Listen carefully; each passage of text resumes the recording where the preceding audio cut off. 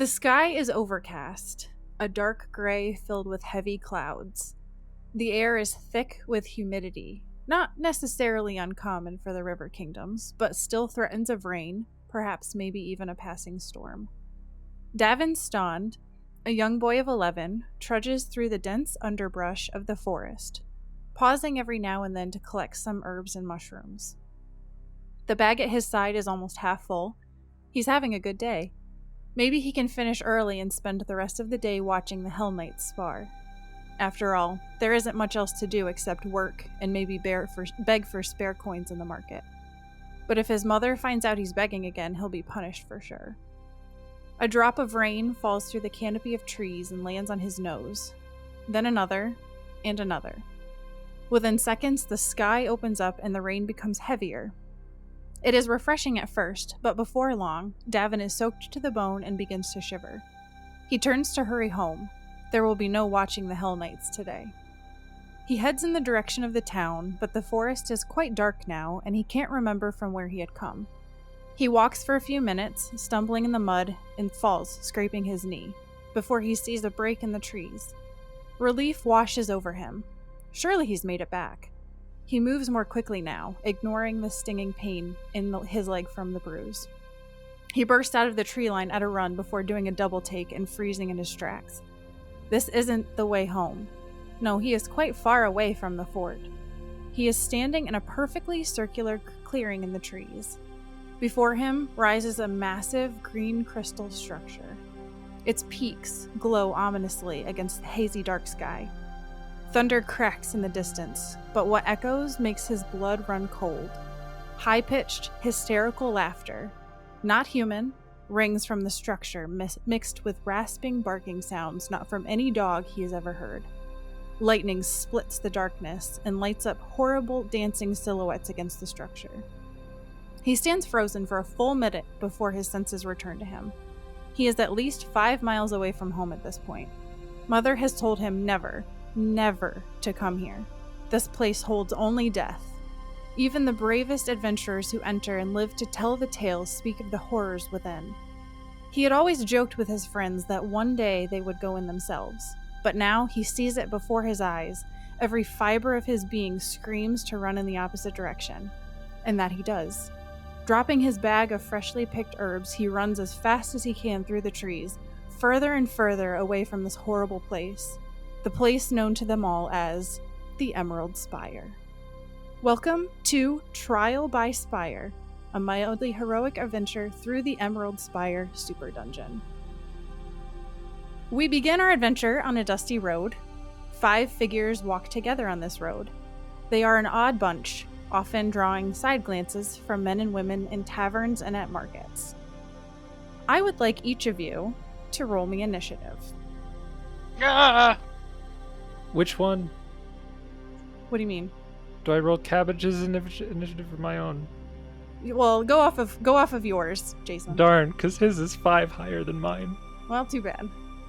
He's got a really good initiative and I don't. All right, let's go around and let's see. Justin, what's your initiative? 16. Brandon? 20. Jason? 11. Josh? 20. And what is your modifier? Who's the higher? Oh, you guys have the same modifier. Roll up? Roll off. First thing. Oh. By one. Brandon's reroll got a 17 and Josh's reroll got a 16. All right, so we begin with Brandon. Would you like to tell us your character and what everyone would see as this figure walks down this road? So, just to start, he's 6'2" human, medium size, 31 years of age, so almost middle age in some circles. As someone who is 30 years old, that's depressing. Yeah, well, I'm just going after Pathfinder stats here. And he has black hair and brown eyes. Would you like to tell us what his class is? How big are his ears? Very important. I guess he's larger size ears. He can hear very well. Makes sense. Yeah, like his His perception is pretty good. It's a 6, so yeah, they're a little bit bigger. Yeah, I can. I mean, I don't know. I can go into detail. Do you guys want to go in detail about yours too? Sure. Yeah, sure. What is? Okay. I can. All right. My name's Schnee Witten. I'm a ranger from the Minor Waste, traveling here with my friend Barney and his illustrious dinosaur, Gabby. I'm a ranger of sorts. My job is to find things for people. But there's a price for that. I find anything between crafting reagents, mushrooms or mining materials. Sometimes I need to find people that some city folk just get lost in the woods. There's a price, though, to bring them back. I can find them, but bringing them back's a separate price. Usually it's easier if they're alive. If they're dead, I charge a little more. It's more costly to carry a body from point A to point B. Well, as a person that finds things and an entrepreneur that I am, Barney here, he's looking for some adventure. And me, I find stuff. Thought, why not help him find said adventure? And maybe a little gold along the way. It doesn't hurt to get a piece of the pie. Very good. So, Schnee. Next up in our initiative is Josh. So, Arashk is his name. And he is an ifrit. Is that how you pronounce that? Make sure that's right. Yeah, ifrit. So half genie-kin sort of elemental sort of thing, and half human. He has gray skin, red hair, yellow eyes, and a sharp face that has got currently munching on a peach, yellow but not tarnished teeth. He seems absent-minded and always looking at every detail of the scene around him. Sometimes he's probably staggering behind the group a ways off as he just takes each moment to touch the roses, smell the flowers, look around him, and take in all the sights. After Arashk, we have Justin. Yeah, so there's Ling Fang, and he is a tengu. For those not familiar, that is a bird-like creature. He has a glossy black plumage, I guess is what you call it on birds. Is that right? A plumage. Markedly, he has a lot of feathers missing and a lot of scars all over his body. So it's kind of a patchwork of feathers. He's not balding, he's not like he's been plucked, but he is missing quite a bit of his plumage, and in those places there's puckered bird flesh. So he's a pretty stoic individual. He's a monk, an elemental monk, which will come into play later. But he's a pretty quiet, pretty stoic bird man. Nice. Interesting. That'll be fun. And then finally we come to Jason. So you see, probably the first thing that anybody would see is the 5'8" metal dinosaur that is walking on two legs. It looks like a sort of raptor-like creature. It's technically an Allosaurus, which kind of looks like a raptor.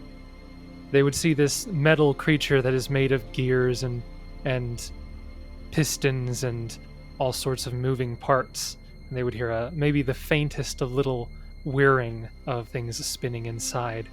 And then after taking in this metal creature, they would see riding on the back of the metal creature a 3'6" gnome that is garbed with many different belts and pockets of his artisan's outfit, and he has a pair of goggles and a nice little cap on to cover his surprisingly white hair, which is somewhat unfortunate for a gnome. He seems to lack the vibrance that you would expect of a normal gnome. His skin is a bit pale, and there's some wrinkles in a couple places, yet he insists that he is not even middle-aged. And his class is an artificer with the clockwork tinkerer archetype, which for people who know about Pathfinder, is not an official class. It is one that I actually spent some time homebrewing over the course of maybe a couple months, going and redrafting and whatnot, and Sarah said that it would be okay to test it out on this little module or whatever it is that she's running. We now know, and we'll see how it goes. We'll see how this new class goes. Hopefully it goes well. So that's one thing I wanted to mention at the top of this, is that this is going to be a little unconventional for Pathfinder, because we're using this as an opportunity to play test some things that Jason has come up with. So, as he already mentioned, he has built an artificer class using Pathfinder rules, and in that class he has several archetypes. Barney is one of those archetypes, which he mentioned is a clockwork tinkerer, and Arashk is actually an archetype of the artificer, which he's playing a demolitionist. And it may not have seemed like it, but Schnee is also one of Jason's concoctions. We're calling it an unchained ranger. Jason's put a little work into the ranger, specifically with favorite enemy, favorite terrain, changing some of the things that rangers get, and we're gonna test this out and see how it goes. So as we're playing, things may not seem familiar to you, but my goal is to put his source material out there, so if anyone listening wants to look over what he has for these classes, we will likely be making changes on the fly because we have no idea how these classes are going to work in combat. So they may be too strong, they may be too weak. I'm going to be relying heavily on Jason with these classes because, to be honest, I read through them, but I really have no idea exactly how they work in combat and all the things that he's given them and taken away and changed. Justin's character, I can do that all day because that's Unchained Monk. No problem. Such vanilla, so boring. No, he's playing a tengu, for goodness sake. That's not boring. But something else that we're doing that's a little bit different from our Iron Fang Invasion game is we're playing this in Foundry as our virtual tabletop, and so there may be some hiccups with that because it's all a brand new platform for us. But I'm very excited because there's a lot of cool things you can do in Foundry, and I'm hoping that it'll make it a bit more immersive. So that's our party, those are our characters. That's a little bit about the characters, which we'll get to more in the future. And I figured Emerald Spire would be a good module to play as something that we can just pick up when we can't meet for Iron Fang. And right now that we're in between books of Iron Fang, this is going to be a fun dungeon crawl that we can do with everybody. But as you guys are walking down this road, you may be chatting amongst yourselves. Who knows, maybe you're just looking around just the scenery. You've been together for a while. Ahead of you, a little ways, coming from the trees in the forest, you see two women. One woman seems to have the arm of the other woman slung over her shoulder, and the woman that she's with is limping, hobbling along. They burst from the tree line, make it about 20 feet slowly, before you see a man coming after them. He too is trying to keep up, but he's struggling. So let me show you what you see. And on the heels of the man coming out of the forest, you see two figures. And as they come out of the tree line, they each release a crossbow bolt. One crossbow bolt hits the woman who's leaning against the other, and then one hits the man. The man immediately falls to the ground, and the woman, she gets hit in the shoulder, but because she's supported by this other woman, they continue, but you see her figure slump. I need everyone to roll me initiative. Ah! Oh, I had good ones earlier. This one's gonna stink. I know those tokens. That's Theros' mother. This is an origin story. For that NPC. Yes. Okay, you guys need to stop rolling the same initiative. Can we do it again? Yeah, you did it again. I'm sorry, man. It's just, I can't pick the number. All right, so for initiative, what did Leng roll for initiative? He rolled a 19. Okay. Arashk? 13. Well, 12, technically. And then Okay. 13 to split the tie. not 112, just 12. Schnee. He's 11.5. So you're below Arash. Below. That is correct. All right, Barney. Rolled a 14. All right, and we're probably having Cabbage go on your turn. Unfortunately, yeah, his 7 initiative is wasted. That's so sad. All right, so in this, well, we won't call it a surprise round. We'll call it the crossbow bolts before the surprise round. So in round 1 of combat, first up is this green guy. Oh. He is going to roll to hit. Let's see, this guy is already down on the ground. So he's going to forget about him. He's going to aim for the woman that he aimed at before. So I bought brand new dice for this game because I always buy brand new dice. And these D20s are huge. Like, it's a lot bigger than a normal metal D20. So inaugural roll with my new dice is going to be a natural 3. Probably still hits. I like it. No, it actually doesn't. So he fires off a crossbow bolt at this woman, but she stumbles under. You can see there's blood running down one of her legs. She stumbles forward just as this crossbow bolt goes flying past her ear. Now we come to Leng. You see this happening. What would you like to do? Leng will just say, "What seems to be transpiring over there?" And then he'll move. And I don't remember how far I can move. Because this is a new character. I think it's 30. It's 30. See if I can do this right. Pressure's on. Ha! I did it! And the hearse comes out. Yeah, that'll be his turn. Would you like to double move? No, he just wants to go see what's going on.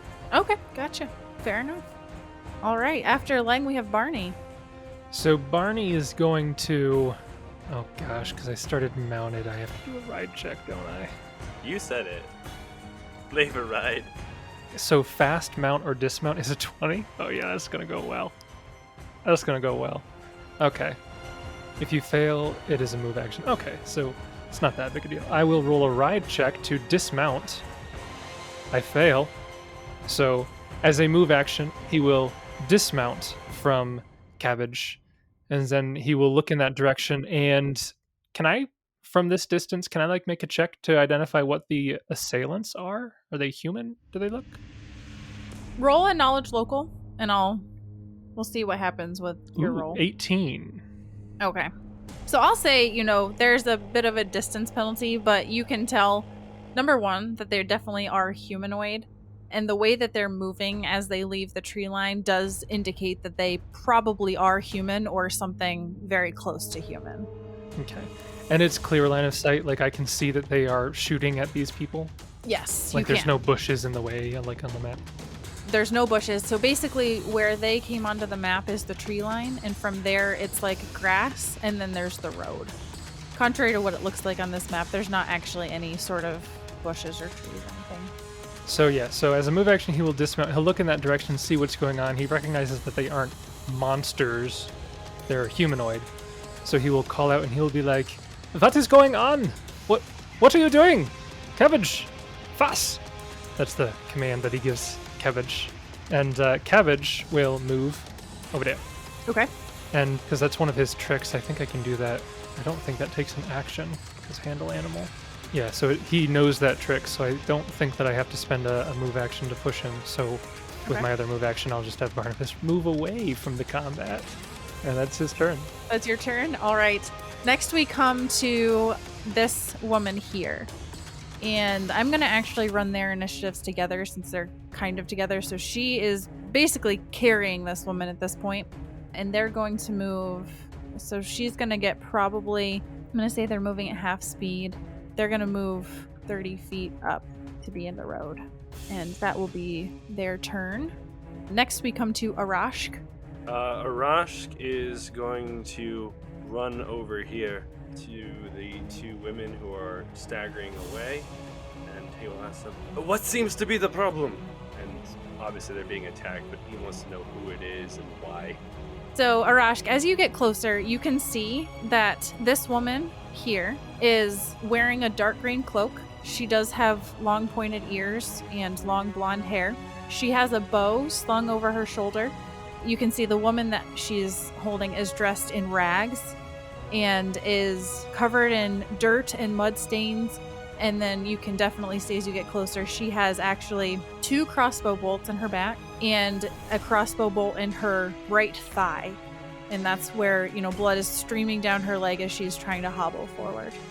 He'll, when he sees that, he'll use the rest of his movement to get in front of her, between them and the assailants. All right, is that your turn? Mm-hmm. That's double move. Perfect. All right, now we come to Schnee. Can I see through the...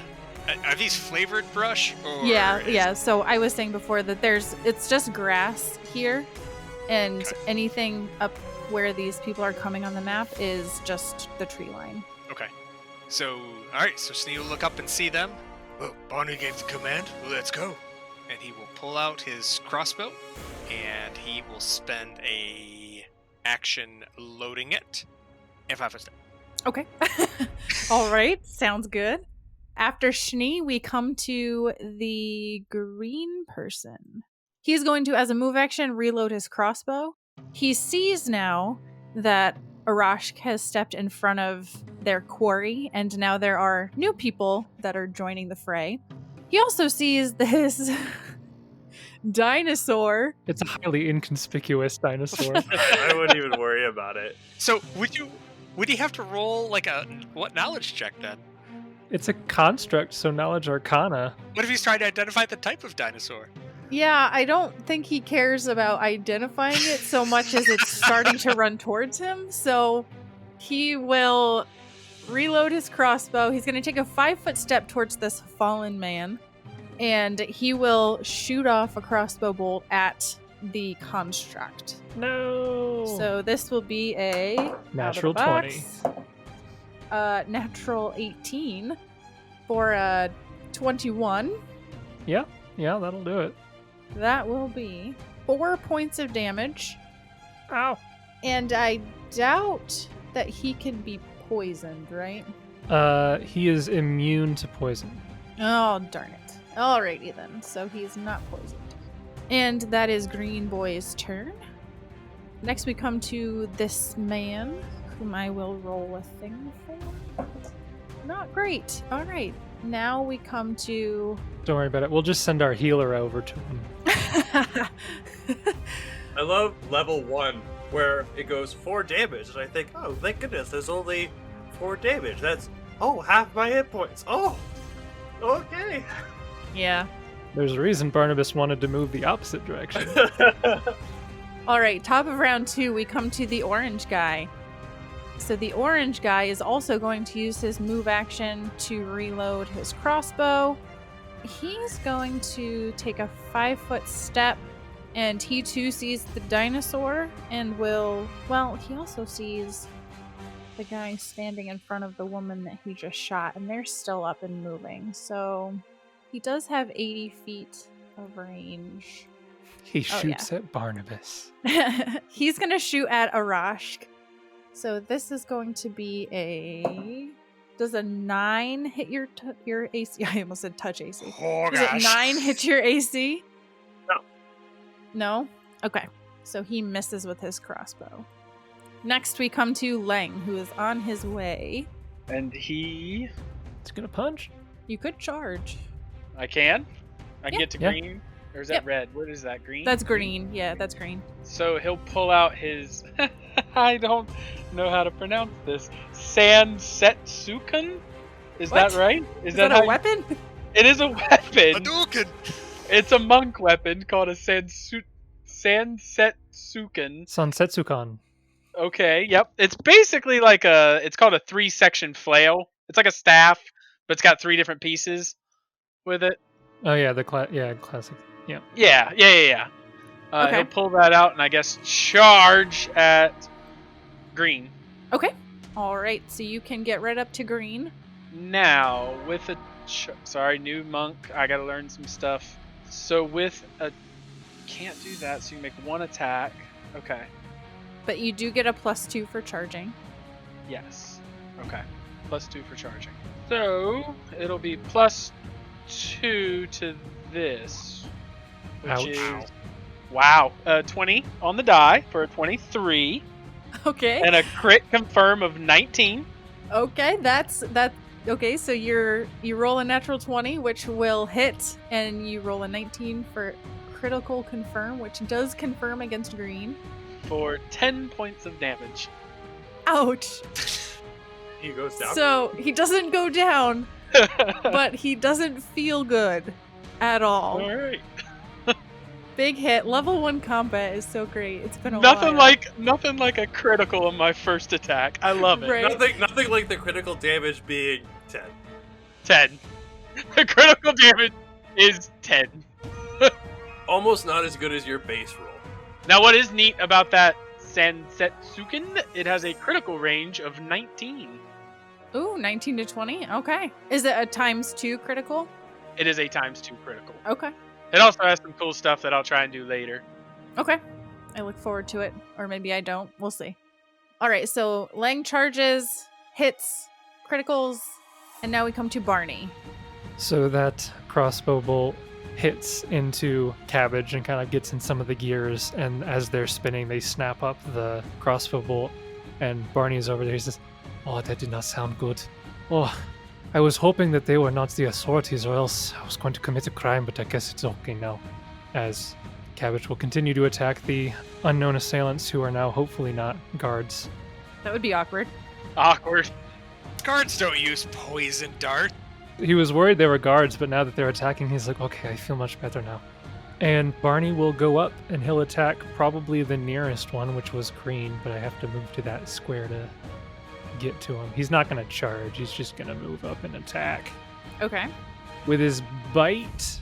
Nom nom nom. Oh, snap. Does a 22 hit? Natural Oh. 18? Yes, it does. Indeed. For 7 points of damage. All right. He goes down because he was at 0. Oh, snap. Why wasn't mine at 0? And then Barney is going to move over here to be just below the others. He will look over to Arash and be like, make sure that you protect me. It's my friend. And that's his turn. Okay. Next up, we have this woman who is carrying this woman. You see, this woman has basically lost consciousness, and so she's like slumped over, and the one in the cloak, is now bearing the full weight of her on her shoulder. She looks at you kind of confused, and she'll say, please, help us. You've got to do something about them. And then she pauses, and her head shifts towards this direction, towards her right, and you hear her curse under her breath. I want everyone to roll me a perception check. 10. Okay, so Barney got a 10. 24. Okay. Got a 17. Ooh, nice. Got a solid 10. 15. Okay, all right. So I don't know if Cabbage needs to make a perception check. he doesn't need to for this. So I will say that Arashk with a 15 and Leng with a 24, you both can hear over the sound of chaos that has ensued.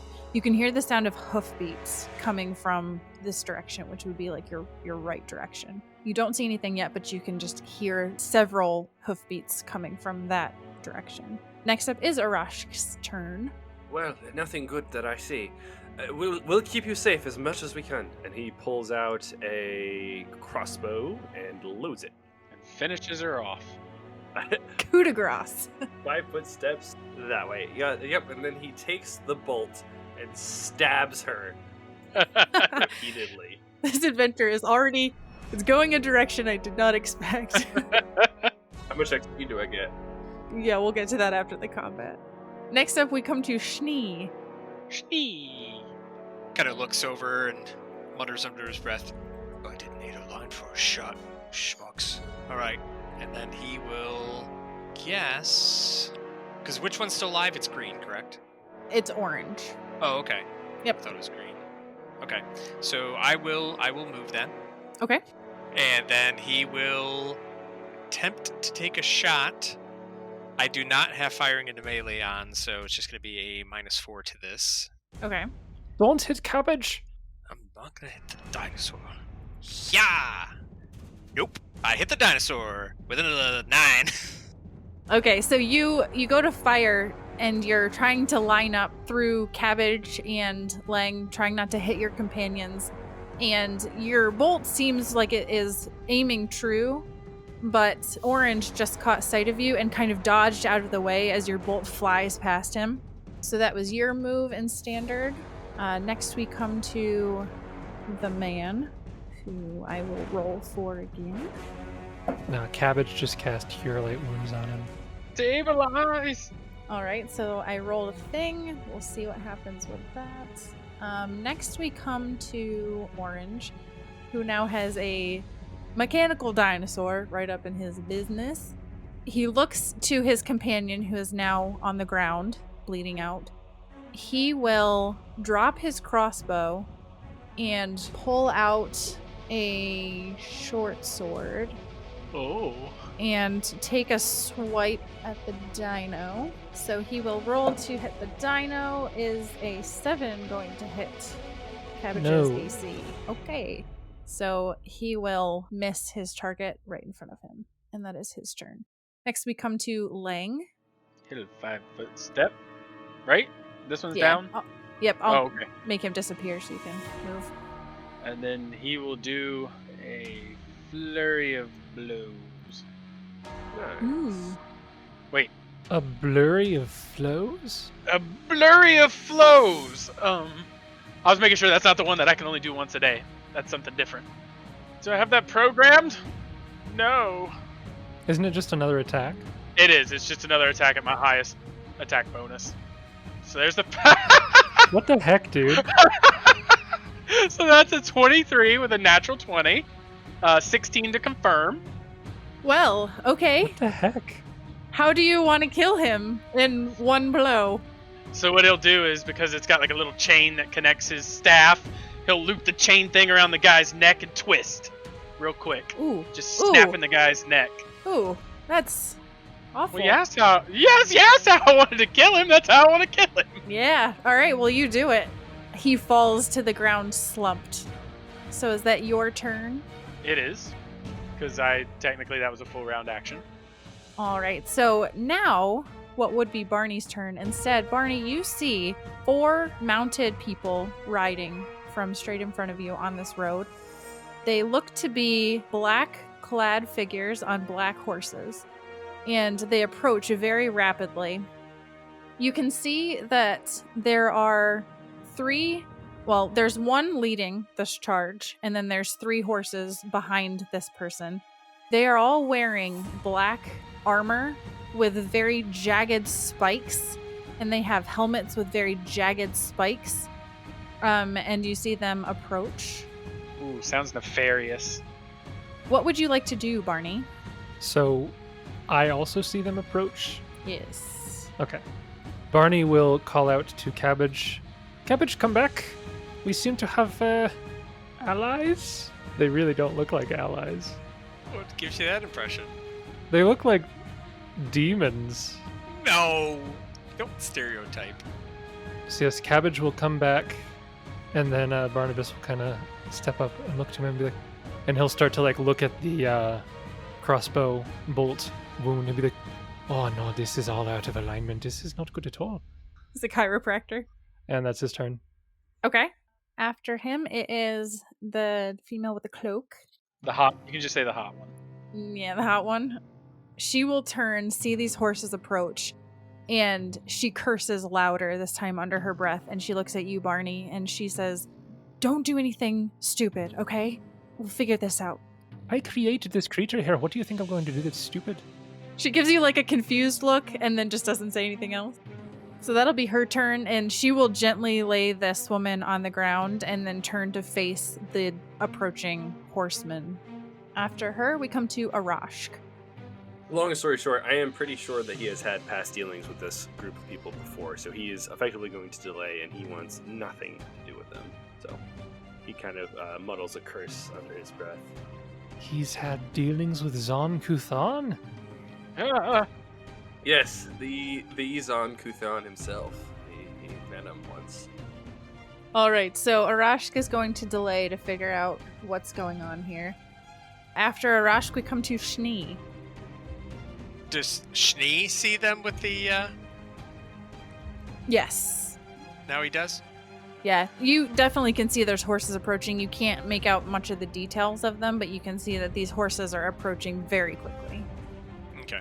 So he will move up to be next to Barney, and he will reload his crossbow as his other move / standard action. And I guess he'll look at Barney. So, what are we gonna do? That's it. All right, top of round 4, we come to Leng. Turning out to be a very bad day. And he will double move. He will single move. Okay, so you single move to get closer to this group. Jeez. All right, so these approaching horses come next. They move up to be right in front, and the front horsemen, as they draw up closer, will remove their helmet, and you see it is actually a woman, and she has 2 horns sprouting from her forehead, indicating a tiefling, which I'm sure you guys have come across in your travels. And she looks down at you and she says, I am Marilicta Maven Hale, of the knights who guard the way to hell, Order of the Gate. No weapons shall be drawn in my presence. And with that, we will drop out of initiative for the time being, as the woman here will step up and she will say, Unlike you, these people just saved us. Now get these people some help, they're bleeding out. Hale will respond, Of course, treat the slaves. The other mounted people will dismount. This one will walk over to the man, and then these 2 will step up closer. And as they come closer to you, Schnee and Barney, and even Arashk, they're very imposing. Again, they have very jagged, spiky black armor. Their helmets completely obscure their face except for a small slit where they can see out. And they say nothing as they pull from a small satchel at their side bandages, and they begin to tend to this woman. And the woman who spoke is not injured, so they don't really do anything with her. I take that back. She actually is. You can see now that she actually has some crossbow bolts coming out of her back as well, but she is still standing. The leader of this gang will step forward, and she will say, Help the slaves to the horses. They are to stand trial. The elf woman will say, What? No, they are poisoned and barely conscious. We were running for our lives. Maven Hale will hold up her hand and she'll say, I know how you feel. And the other woman stops her. No, you don't. They can't think straight. This is why people call you Hell Knights. Hale pauses for just a moment and then she says, You're correct. They are unable to be questioned properly. Take them to the Mosswater Gate. Put them in the guest rooms. One of you, she indicates to one of the other Hell Knights, will stand guard. The other 2 get 2 locks and an alkalite from the High Mother. After you are assured their wounds are treated, feed them, allow them a good night's rest. We will question them and hold a trial tomorrow if necessary. She looks at the elf woman. You look to be in no good condition yourself for the trip home. The woman responds, her voice is dripping with malice. I'd rather rot than accept the help of slavers. Hale will respond, Very well. She then pulls from her pouch at her side. She holds up several iron nails and she tosses them to the ground. Then she looks at you guys and she says, You may choose to help the knights. Our Order of the Nail is otherwise occupied at the moment, but the law is to put any outlaws on the trees. You can keep their belongings. Also, should Taserly here find her way home, provide a token of her father's favor to the guard posts. I will assist you with all I can at Fort Inevitable. After that, she nods her head to the others, and they take the woman who's unconscious now and the man, and they will sling them up on their horses, and they turn to leave. So I feel like as all of that was going on, Barney was whispering to Schnee. He says, Yeah, good, Schnee. If things go bad, I'm going to need you to buy me some time. About 1 hour, and I should be able to replace this piece here in Cabbage. So, and then as they start leaving, he's like, "Oh, good, never mind, they're leaving." Okay, is there anything that anybody wants to say or do as they're preparing to leave? They left the nails for us, you said? Yes, they tossed a handful. She tossed a handful of nails to the ground. what did she say the purpose was for? I mean, obviously to nail them up on the trees, but... Yep, she said the order of the nail is otherwise occupied, and the law is to put any outlaws on the trees. Ling will walk up. We're in the River Kingdoms now, right? You are, correct. You are on the Crusader Road heading north. So Ling will walk up and be like, excuse me, did you refer to them as slaves? That I did. They were escaped slaves. We just heard from the owner that they had escaped. My understanding that slaves weren't allowed in River Kingdoms. Maybe not where you're from, but at Fort Inevitable, it is perfectly legal. Perfectly disgusting, and he'll spit at her. Not like at her, but like in her general direction, not on her. Spits right on her face. Yeah, right in her face. Filthy slaver. She will make no indication that did anything to her, and unless somebody else has something to say, they will turn and start heading in the direction they came from. I do hope you find your place in hell.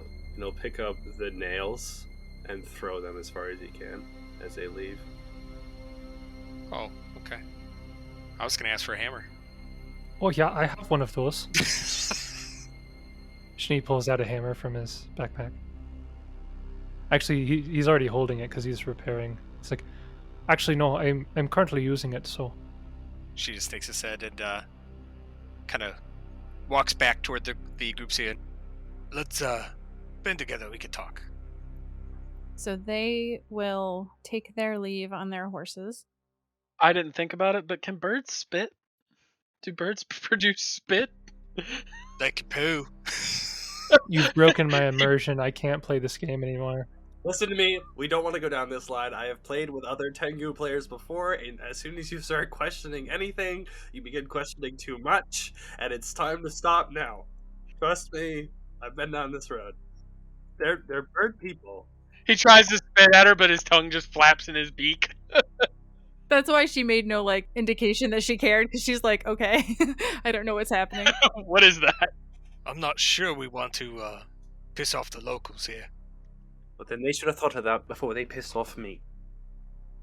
This woman will turn to you, and you can see, as she's standing there, something starts to affect her, and the color just drains from her face, and she goes limp and falls to the ground.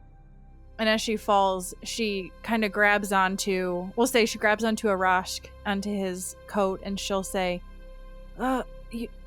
Royce can help. The foxes can help. Don't let them take them, please. And then she'll just fall limp to the ground. My, what we got here. Let's check. I don't know what's wrong with her. She fainted. That's a heal of 7, so... I saw that much. I don't know what... I do know. Maybe.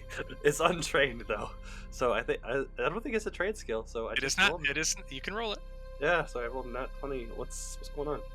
So a natural 20 for 21. You look over her real quick, and you can see that she's not dying. It looks like, so she had taken a couple crossbow bolts. They were non-lethal. She wasn't bleeding out. But her adrenaline had just come down, and she basically collapsed from exhaustion, from, this adrenaline buildup. And also, with your natural 20, I will say that you can actually see on the tip of one of these bolts, there is a substance on the tip of that bolt that isn't normally on a crossbow bolt. I think these are poisoned. And he looks carefully. I don't know what to do, but I know she's alive still. Well, let's check to see maybe if those bandits up there have some neurotoxin or something. So Snee will rush up to see if they have any... I guess he's just gonna kind of look through them quick to see if they have any potions or what would be a antitoxin or something like that. Okay. Alright, so Schnee, as you're looking over them, they each had a crossbow on them, a light crossbow. If you look quickly, you can see that there's a total of 14 bolts between the two of them. They each had a short sword. They each had a dagger. You do find 2 vials, which look to be a potion. There's a smaller vial that looks different. They each have standard leather armor on. You can see that one of them has a very nice looking earring. The other has a gold-plated bracelet. They do each have pouches that probably have coin in them. And then each of them has a gourd-shaped container with a plug. And if you pick it up, you can hear like rocks rattling inside. So he'll take the vials. Okay. And one of the pouches of gold. He'll put one of the pouches of gold in his pocket, and he will carry the other vials to the other groups. Okay. I found these. I don't really know what to make of them. If I'm not mistaken, none of us have knowledge or kind of spellcraft? Oh. Except for Schnee, Wait. who may not have put ranks in that. I didn't put ranks in it. It's a class skill, but I didn't put ranks in it. Oh no. Okay. So nobody has it, right? I don't know. It's not a train skill for me. Okay. So I will roll perception as he looks over both the vials and tries to determine which one. Oh, I guess I can attempt to aid if you're going to go that route, then. If you carry the vials over and maybe catch Barnabas's eye, you'd be like, yeah, well, if you need to know what those are, then I could try to see if my eye can identify what's going on there. You mean by looking at it? That's what I can do. I can do craft alchemy as well. I can use the artificer's eye to use appraise to identify magic items. So, Schnee will give them to Arashk. Here, you take these. They might have more useful items for us. And he will leave the potions to them, and he will go back up to relieve them of any valuables they may have. I'll roll to aid Jason, because that's how mine works too, I just remembered. Okay, so Jason, do you want to explain to us what this artificer's eye is? Yeah, so the artificer gets an ability known as Artificer's Eye, which is basically when determining mundane items value, he gets a bonus on appraise checks, kind of like how a ranger gets a bonus on tracking. But he can also use this ability to basically cast detect magic, but only for the purposes of identifying magic items. But he uses appraise instead of spellcraft. So he's essentially just appraising the item, and he's determining what its properties are from that with his Artificer's Eye. Okay. So. And even though I'm archetype, I also, as a demolitionist, have that same ability, so. Yes, I don't think any of them replace that. Ah, your appraise is higher than mine? How dare you? How dare you? But I rolled better. Yes! That's an 18 for me. Okay. 20 with the aid. Alright, so this functions as spellcraft. Yes. So with a 20, you are able to identify that the two vials that look similar are each a potion of Cure Light Wounds. Ah, yeah, these are potions of Cure Light Wounds. Be helpful for the two that were taken away that were wounded. And where's the guy that's near Schnee that was up there? They took him too. Oh, they took both the slaves. They took him and the woman. Yep. I don't know if we should be referring to them as slaves. Well, sure. Yeah, he'll take one of the potions and then kind of give it to this woman who we still don't know her name, or did they say it? They did say her name. They said they called her, the one woman called her Taserly. That is Taeserle. So Taserly. And one thing that I forgot to mention is that before Maven Hale left, she did provide you guys with directions on how to get to this woman's house. Because she had mentioned, like, should Taserly find her way home, and you provide a token of her father's favor to the guard posts, I will assist you with all that I can at Fort Inevitable. And then she gave you directions. Basically told you to stay on this path for another couple of miles, and then you would find her house is actually outside of the walls of the fort. Jumping over to Schnee, as you're looking over the bodies, if you spend time looking, you would gather that the pouch that you picked up has 5 gold, 6 silver in it. The other pouch has 12 gold. If you want to make appraise checks, you can appraise the earring and the bracelet. No, I'll leave that to Bonnie. My appraise check ends at counting gold. Okay. And then anyone who wants to can roll a craft alchemy on the other vial, which wasn't actually a magical item. Yeah, my apologies, but I cannot help you with the other one. Oh no, I can, because my craft is all of them too. Yeah, that's true. Yeah. 26. Okay, so Arashk rolled a natural 1 for an 8, and Barney rolled a 26. So Barney, you're looking at this other vial, and you can deduce that this is small centipede poison. Oh yeah, this is a small centipede poison. It's a very common poison. I don't remember what it does. So it's inflicted upon you by injury. It is a fortitude save, and the frequency is once per round for 4 rounds, and you need 1 save to cure it. The effect is 1 dex damage. Ah, she's fine. Yeah, she'll be fine. So, Snee will come back and... Oh, Bonnie, I found some other knickknacks here that might catch your eye. I found some gold, too, if anybody would like to partake. I figured if they were going to pay me after I nailed these 2 up, I would have, but no need since I got all I want. Okay, so you have other items to identify then? I think it was a bracelet and a necklace, I believe? An earring and a bracelet, yep. So if you want to roll a praise on the earring and the bracelet. You want 2 separate prizes? Yes, please. I will attempt to aid just for fun. Oh 'cause I gosh, them. the second one I might have gotten. Oh, wow. Oh, I appraised, or I aided twice. So it's a 13 on the first one, or I don't know if Arash was also aiding or I doing was his rolling own. for myself. I didn't see what your roll. Okay. In that case, his was higher. So the first one, his was higher than mine. The second one with the aid, I got a 25 on the second one. Okay, alright. So Barney, you're not sure on the earring. Arashk, you can look at this earring and say that this is probably worth 35 gold.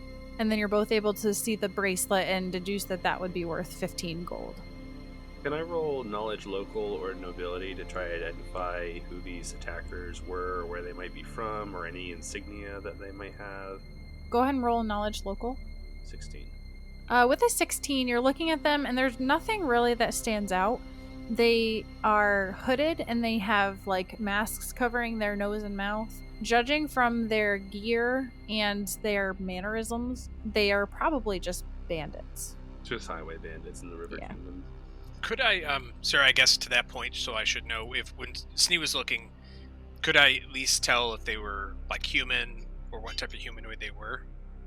Yeah, I mean, you could, pull back their hoods and whatnot, and they're both human. They're both human men. I just want to know for favored enemy purposes later. Yep. They were both human men. Ah, so my apologies, but which of us did we decide was going to be handling the inventory?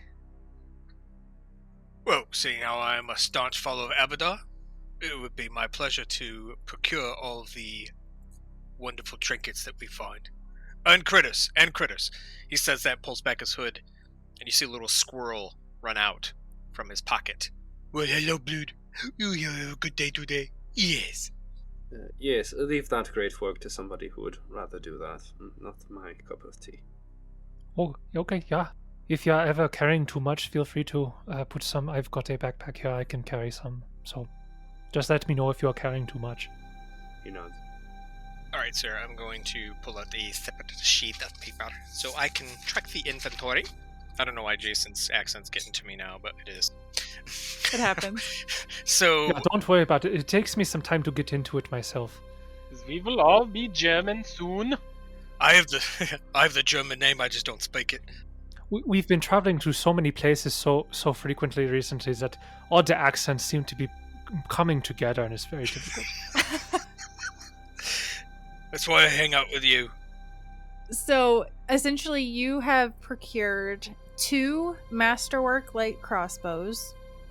Oh, I mentioned 14 crossbow bolts, 2 short swords, 2 daggers. Stabby. You have now 1 potion of cure light wounds. Because you said you gave one to Taserly, right? Was that a thing, Arashk? Did you give one to Taserly? Yes. Alright. You have small centipede poison. Are you, like, undressing them? Taking their armor? That is not appropriate, but do they have anything under there? They do. I mean, they're not just wearing armor. That would shave Well, really I don't want bad. to leave them deprived hanging out in the woods. Easy, praisy, brazy. Yeah. What's the armor? I will take one of the masterwork light crossbow. I was thinking that perhaps I could mount it onto Cabbage. Have like an artillery piece. That's a good idea. Yeah, you could think about doing that. There are 2 sets of leather armor. And then I mentioned the gold already, so a total of 17 gold, 6 silver.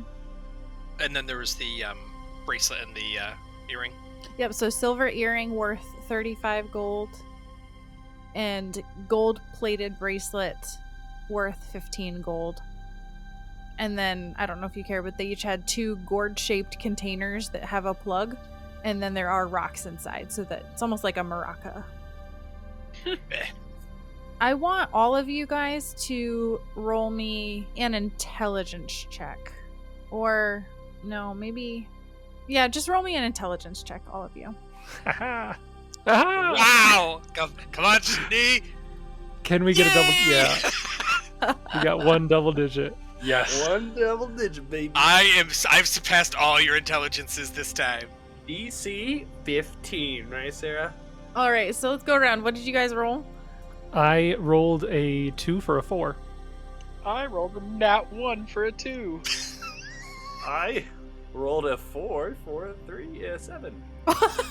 Okay. I rolled a 16 for a 17. Nice. Alright, well, I'm glad that didn't backfire on me and one of you guys rolled high enough. What do I learn? So you learn, Shani, listening to the conversation that Taserly was having with this Marilictor, Mavenhale. She mentioned, well, actually, this wasn't part of the conversation. This was what Taserly had said before she kind of fell unconscious. She mentioned the name Royst. And that name stuck out to you because you recognize that. That name is actually on the posting that your group picked up in Daggermark. So when you were at a tavern, you saw on one of the boards there that there was a posting by somebody named Abernard Royst, who was looking for a group of adventurers. And he basically gave very vague instructions to head north on the Crusader Road. And so you guys had picked that up and you were on your way, kind of following this notice. So the name that she said matches up with the name that was on this posting. Yeah, Shnee will, once he recollects, he'll kind of put his bag down and reach through his haversack and pull out the notice and... Hey, that name, that's the same one here on this brochure. Oh, I can't believe that I did not put that together. Well, you're putting your dinosaur together. Yeah, speaking of which, it's going to be another 45 minutes, if that's all right. How's the girl? She seems fine for now. What? Where is it that we're just to go along this road more? Yeah, yep. So you would know from the conversation with the Hell Knights that they were to continue to Fort Inevitable. And that would be, a couple miles on this road. Hell Knights, Fort Inevitable. This place is so cliche. I don't like the idea of going to a fort. I don't like that idea at all. What's wrong with it? I don't like it. I just don't like the idea. There's gold to be had there, I'm sure. Right, but they're slavers. You slavers, everybody's got to make a living. Not slaving. To each their own. Okay, so you guys, do you spend another 45 minutes here while Barney tinkers with cabbage? If he does, yeah, Shnee would go and sit down. He would be playing with Blood and feeding him some of his elven ration. I think Shnee does not know what he says. Arashk will stand up to leave and kind of cool his head, literally, for a bit. And is just going to walk off. He dumps water on his head and his hair goes away. His hair stops being on fire. He's just bald now. His hair is still on fire. That hasn't changed. I think as Barnabas is finishing up his repairs, he kind of whispers to Cabbage and he says, "Yeah, so Cabbage, just so you know, you are a companion, not a slave, okay? Even though you have to do everything that I say, not a slave." And then when he finishes the repairs, he's like, "Okay, I think I am good to go. Still a little bit more that I have to do, but I think I can do that in the morning maintenance." Alright, finally. Ling would have hunted for a small woodland creature to eat. Okay, roll me survival. Sure. Do you have any ranks in survival? No. Silly goose. A 5. A 5. A 2 on the die for a 5. Unfortunately, you're unsuccessful. It seems that the commotion has scared away all of the animals in this area. The rodents. Your spitting scared everything away. Yeah. They Again, were I just horrified. did his tongue like flapping inside his teeth. Gonna have to practice that. That's a mental image I don't need in my head. It lives there now. Yeah. All right, so you guys wrap up. Barney finishes up his repairs on Cabbage, and you set off again with, I'm hoping, taking this woman, or do you leave her on the road? We're just gonna let her die. Yeah, I'm sure that when she wakes up, she will know how to get there herself. I'm glad we wasted a potion on that. Yes, but she seemed to be a strong, independent woman. I'm sure she'll find her way. Sneer will look over and, if I carry you back, do I get a reward? Take your silence as a yes. You'll pick her up and carry her. All right, so you guys take off again on the road, heading in the same direction that you were heading before all of this happened. It's probably about another couple miles before you can see, further up on the road, you see some small houses that show up and some fields, farmland. But what is more visible are very tall stone walls that surround, massive area ahead of you. And as you get closer, you can tell that this is likely the Fort Inevitable that the Marelictor talked about. She did mention that in order, the fastest way to get to Taserly's house would be to go through town and then head out one of the other gates. And Taserly's house is actually outside. Her father owns a vineyard. So it's easier because there's a river. So rather than cross the river, it's easier just to go through town and out one of the other gates. So I will move us to the map of Fort Inevitable. So this is a very big map. I made this map to scale so that if you guys were to put your tokens down and measure, it would show the exact distance per what the map scale is to be. So you would be entering through this gate. Well, it's really tiny. This gate is the Juliver Gate. And as you approach the Juliver Gate, you see that there are two similarly dressed Hell Knights standing at the front. And as you approach, they hold up their hands to stop you. And one will speak, "State your name and your purpose for coming to Fort Inevitable." I forget, is this where we had to bring the chick? I'm sorry. Yeah, so you're coming to Fort Inevitable. You have to walk through the town to get to her father's vineyard outside of town. Just need to walk up. Well, hello, good sir. We have a individual here that had fallen in the woods. We are just returning her home. These are my companions. He will look at the woman that you're carrying, and he will nod his head, and he'll say, "Yes, Marelictor Maven Hale told us you would be coming. You may enter." And they'll step aside and let you enter the town. I appreciate it. This is the Juliver Gate, number 42. So you guys will make your way through town. So Maven told you to make your way through town. You will pass the fountain, and the first road after the fountain, so the middle of town, is the Victory Fountain, as it's called. Take a right, and you will head straight out the other gate, which is called the North Gate. Nothing suspicious ever happens at the North Gate. It's always the North Gate. Always. I have a bad feeling about this gate. And then as you head on the road out of the North Gate, you'll eventually see the vineyards to your right, and then the road that leads to Taserly's father's house, which is the Carolin's Vineyard. There's no bridge or anything? You can't, you have to literally go through the city to get to where that house is? Basically, yeah. But there's another road that heads this direction, so. Gotcha. Do you think they make good alcohol here? I'd say so. Well, we got some spoils to sell, and I think we could take a cut of that for something to quench our thirst. So as you approach, you see it's a modest house. It's, pretty good sized. And there's actually an outbuilding, which you would imagine is probably where they do most of the processing of the grapes from the vineyard. So what would you like to do? We drop her at the door and leave. I can run away. A ding-dong ditch? He's the quest giver. We can't do that. Because we just knock on the door. After a moment, you see a half-elf man. He appears to be, pretty up there in years.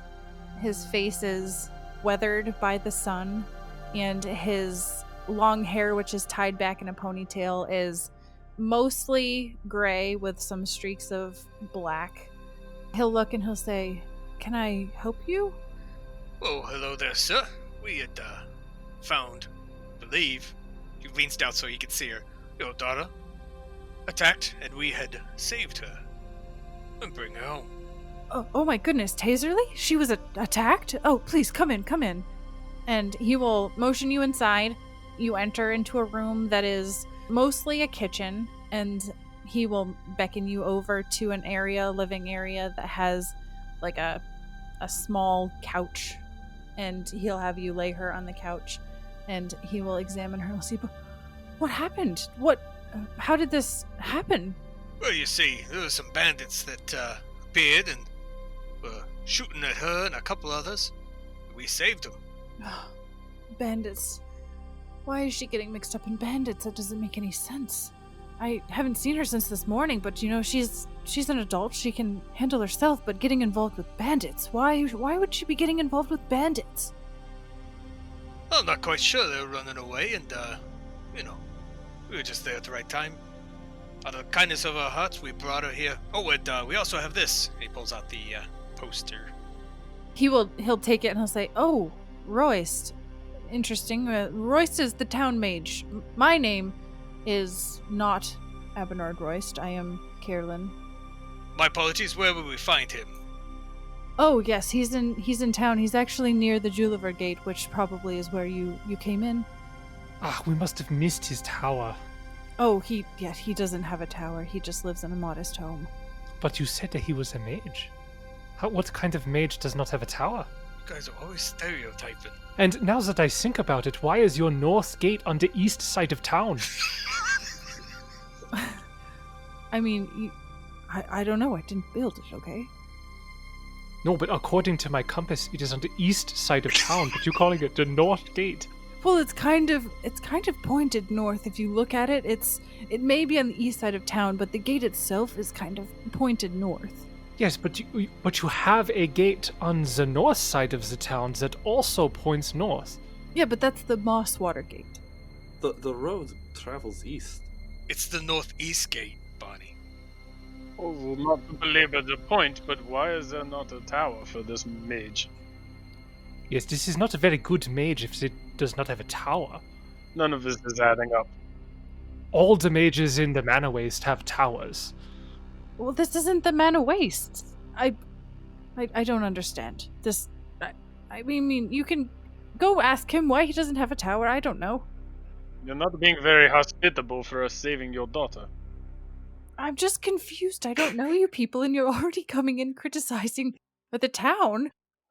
Well, my name is Schneewitten, and these are my companions. So, we need to go find this Mageless tower and talk to him regarding...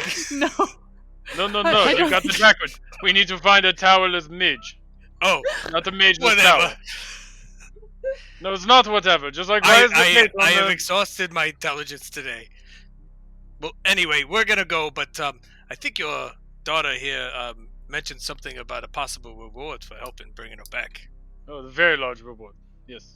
Oh, yes. A reward. All right. Let me see what I can scrounge up. And he'll go into another room, and you hear him like opening drawers and like shuffling through things.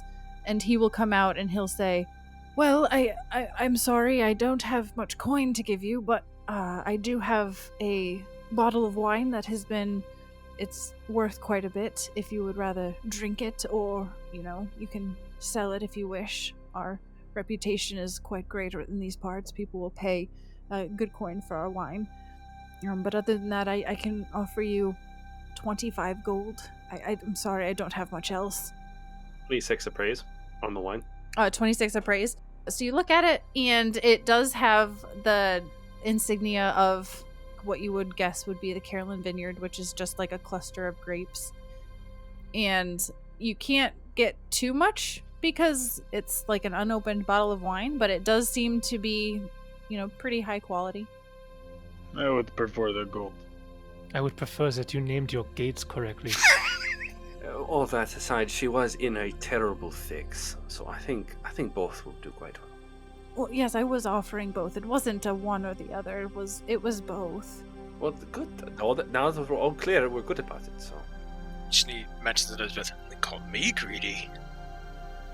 No, we'll take these, and perhaps we'll come back at a later time to check on your daughter, make sure she is okay.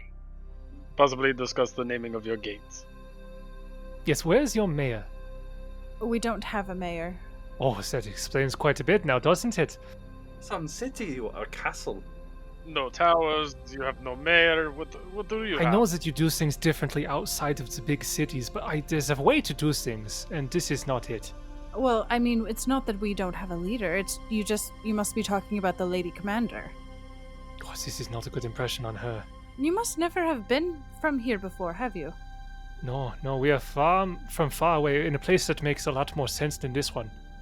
Well, in case you haven't noticed, this place is kind of run by the Hell Knights, and their Lady Commander is the ruler of the fort.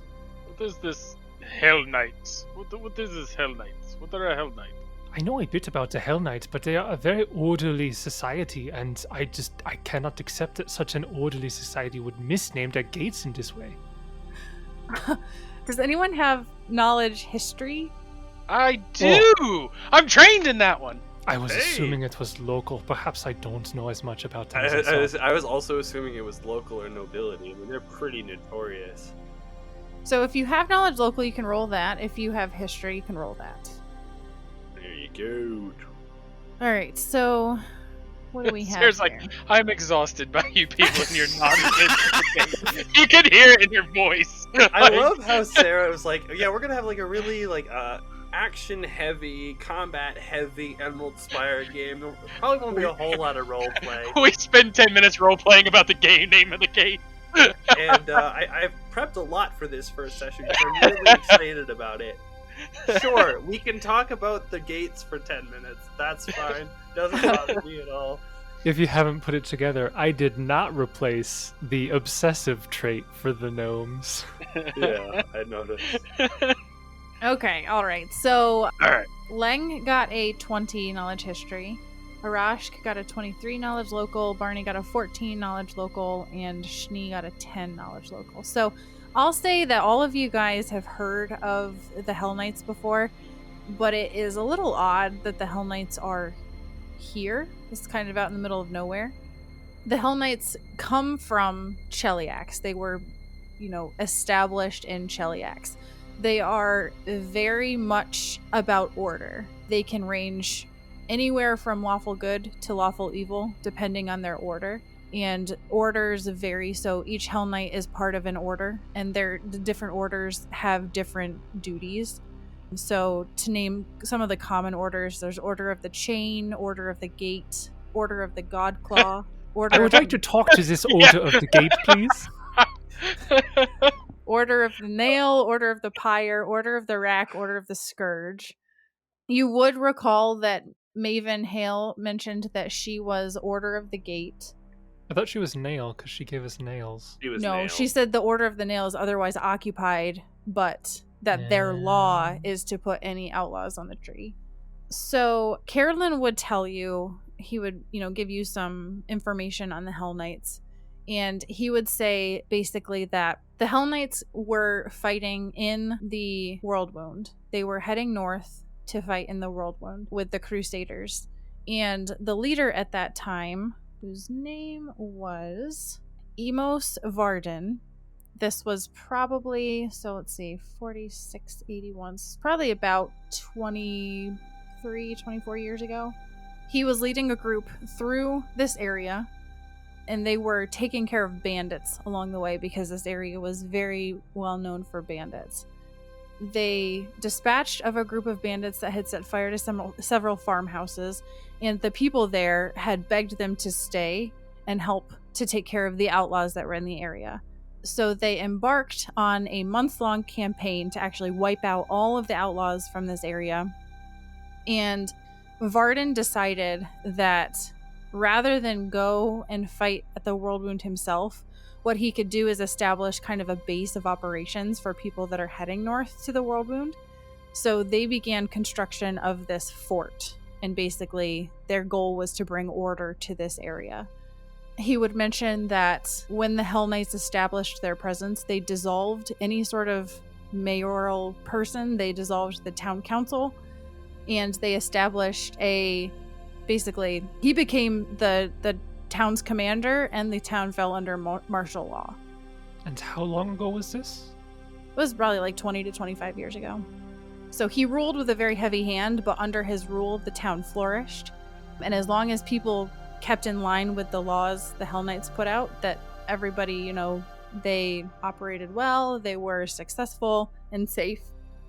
However, this Hell Knight commander was mysteriously assassinated one day, and his second in command, who is the current commander, Lady Commander Adara Dravast, took command, and she immediately investigated the assassination. And within a month, she had rounded up 11 suspected conspirators, and she hanged them all, despite them protesting innocence. That's the Hell Knights I know. Yeah, she informed them they would receive the exact clemency that they showed to Lord Varden, and executed them.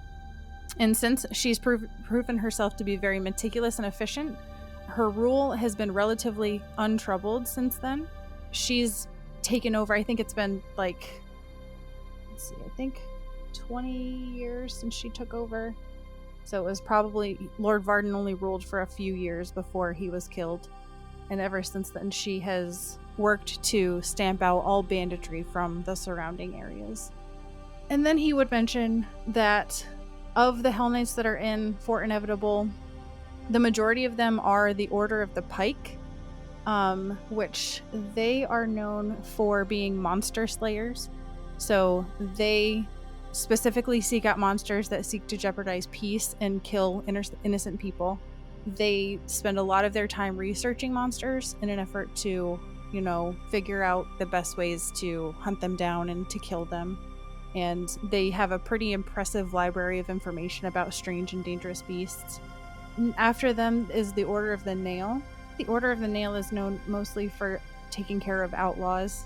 So that's kind of why they established their presence here, is this area was very much filled with banditry, and they want to establish orderly societies. They have been the ones that have led the charge into taking out the bandits in this area. And then obviously you already know that there is a presence of the Order of the Gate. And the Order of the Gate is made up mostly of mages, so both arcane and divine spellcasters. And they do a lot with studying the planes, outsiders. They treat a lot with summoning and treating with fiends from the great beyond. And that was what Marilictor Mavenhale was. Some of that you guys would be able to piece together just from your own knowledge, and some of that be what he would tell you based on his knowledge of things within the fort itself. Just from the module itself, it says that Hell Knights forcefully patrol Fort Inevitable and any surrounding lands, enforcing the Lady Commander's strict laws. There are, at any given time, 2 to 4 squads of Hell Knight soldiers that patrol the town. The gates are constantly manned by larger contingents. They are swift to break up brawls and prevent crimes. If they fail to catch a perpetrator at the scene, they will do a thorough investigation. And nobody is passed judgment without a fair trial. Their views on slavery: they believe freedom is a privilege, not a right. So those who fail to contribute to the community's prosperity can and should be put to work by their betters. Debtors, criminals, and vagrants are all subject to enslavement under Hell Knight law. Debtors normally become indentured to the holders of their debts after a hearing in the Citadel. Monthly auctions allow the purchase of criminals and vagrants sentenced to slavery. As many people, especially the poor, wind up as the property of rich merchants and landowners. Attempts to escape or resist one's lawful master are considered serious crimes and often extend the term of servitude. But it says they are also as rigorous about the legalities of slavery as they are everything else. It's unlawful to abduct a stranger and drag him back in chains. Slave owners who come by their property illegally are in danger of being charged to themselves. They forbid slaveholders from engaging in wanton acts of cruelty and mistreatment. A slaveholder who allows one of his slaves to starve or who beats a slave to death is subject to arrest and trial. See, they're basically an employer for life, possibly. So Carolyn will say, you would do best to try to stick to your best behavior as you're in the town. You don't want to get on the Hell Knight's bad side. Oh, do we look like the group that would get on somebody's bad side? Well, you're certainly trying to get on my bad side. No, I apologize. Now that I know that it is, I will bring my complaints to the proper authorities, and it sounds like I will be doing so anonymously at first.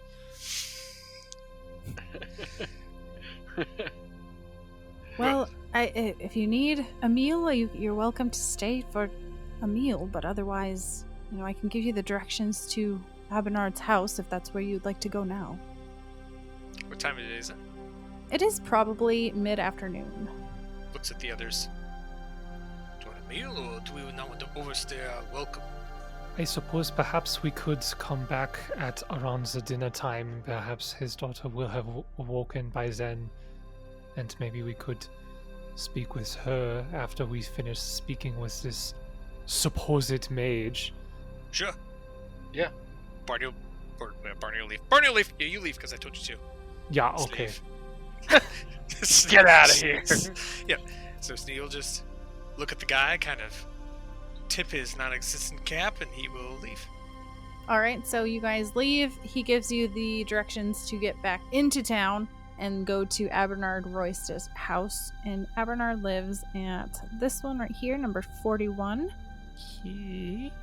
Ugh, we walked right past his house. Well, there wasn't a tower. We didn't know. This is a very good point. If they had had a tower, we would have known. As we're walking through town, Barnabas is keeping an eagle eye out for any sort of food market. Okay.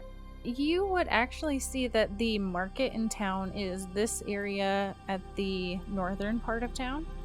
Does it look like a food market? Wait, that's the slave market? Since they're slavers? They have all sorts of things, and you can definitely smell some food coming from that direction. Okay, probably best if we do not bring cabbage in that direction. He's a mechanical dinosaur that craves food. Yeah, I can't. So there's a very funny story with how I named her, but suffice it to say is that if there's any sort of leafy greens in that area, we might have a problem. Barney, I don't know why you still put blinders on that thing. Well, I have done that before, yes. I cannot explain what it is. I've tried to remove this sort of bug in her program or whatever it is, but she just goes crazy every time. I don't know. I've never been able to fix it. Can she smell the lettuce? I don't think so. It's like some supernatural ability to notice it is there. I don't know. I'm just saying that we should be careful. Well, if you're hungry, you should have stayed with him. No, I'm not hungry. I just want to make sure that we don't have a problem. We don't need that. So you guys head to the house of Abernard Royce. Ugh, a maid to live in a house. If you knock on the door, it is answered by a human man who has long white hair and a long white beard. He will open the door and he'll say, "Oh, yes, good day. What can I do for you?" Why don't you have a tower? I don't understand. Are you a mage? I am. Why do you not have a tower? Well, who's to say that old mages have to have towers? Everyone knows this. You are a foolish mage. I just feel like there's a proper way to do these things, you know. I wish to be relatively inconspicuous. Plus, the zoning laws of Fort Inevitable don't allow for residential areas to be above a certain height. Oh, yeah, yes. This makes sense. I apologize. Hi, I'm Ling. Nice to meet you, Leng. I'm Abernard Royce. You were looking for adventurers? Ah, yes, come in, please, come in. And he will usher you into his house. And as soon as you mention that, his demeanor, he perks up quite a bit. Says, yes, I have been looking for a group such as yourselves. I confess, you're not quite what I would have expected, but I won't judge. What were you expecting? Not necessarily.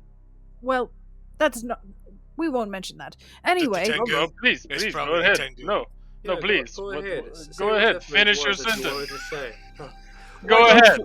Which one of us were you not expecting? Yes, please. Yeah. Specifically. he looks from Arashk to Leng to Cabbage and then kind of does it backwards and he says, well, I can't say that I would have expected this dinosaur to be part of a party of adventurers.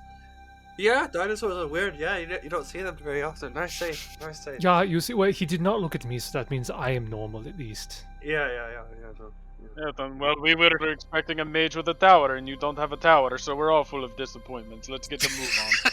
No, listen, I mean, if you don't wish to help me, I'll just look for another group of adventurers No, take my coin. maybe I'm just saying next time don't be so rude. That's all I'm saying. Okay, let's move on. Speaking of coin, your ad was a bit vague.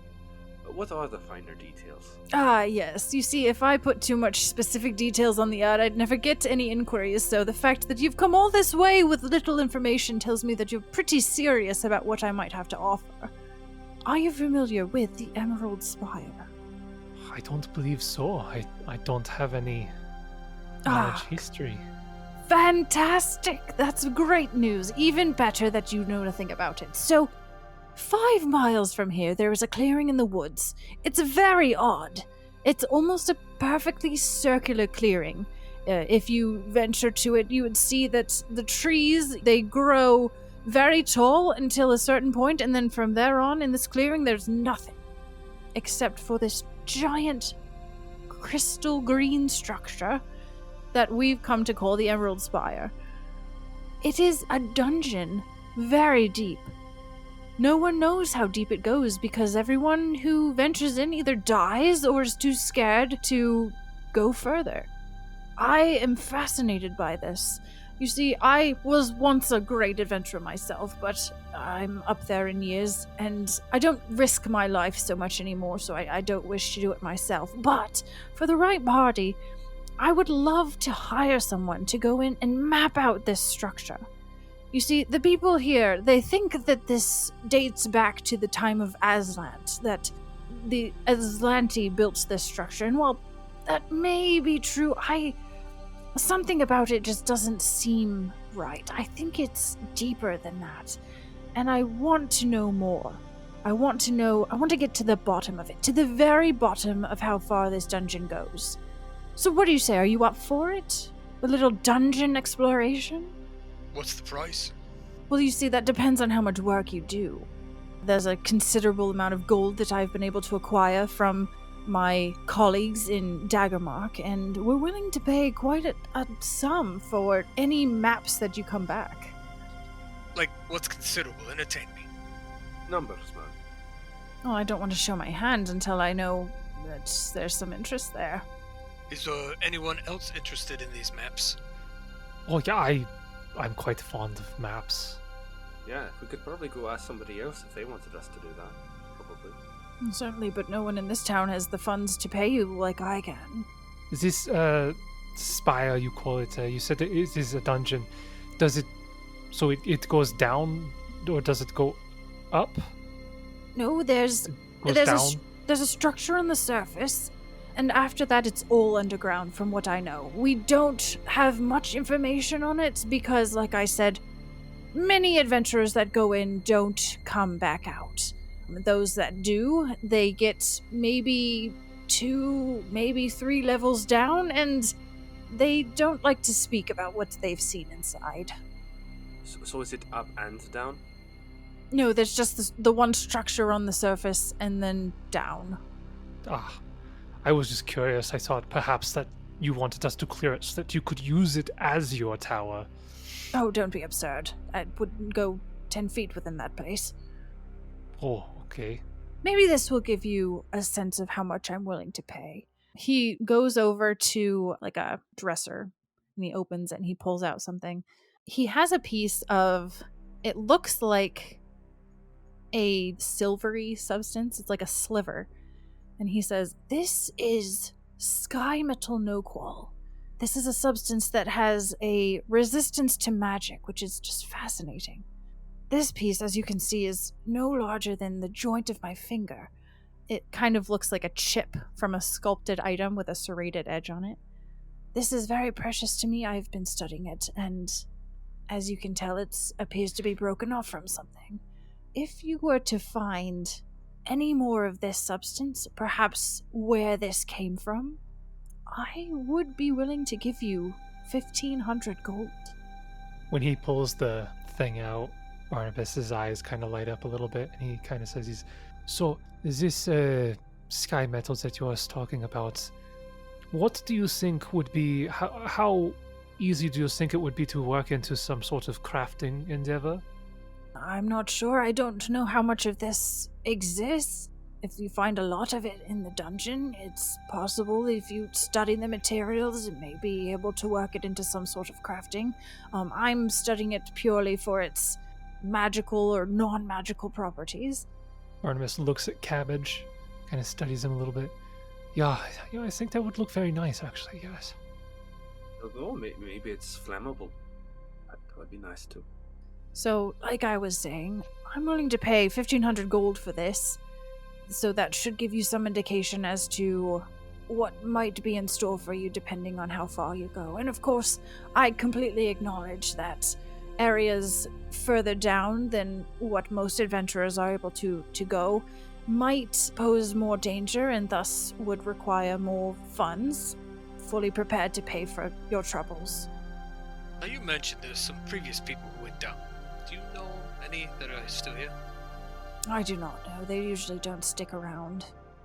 Although I remember hearing there is an order of mages in town here.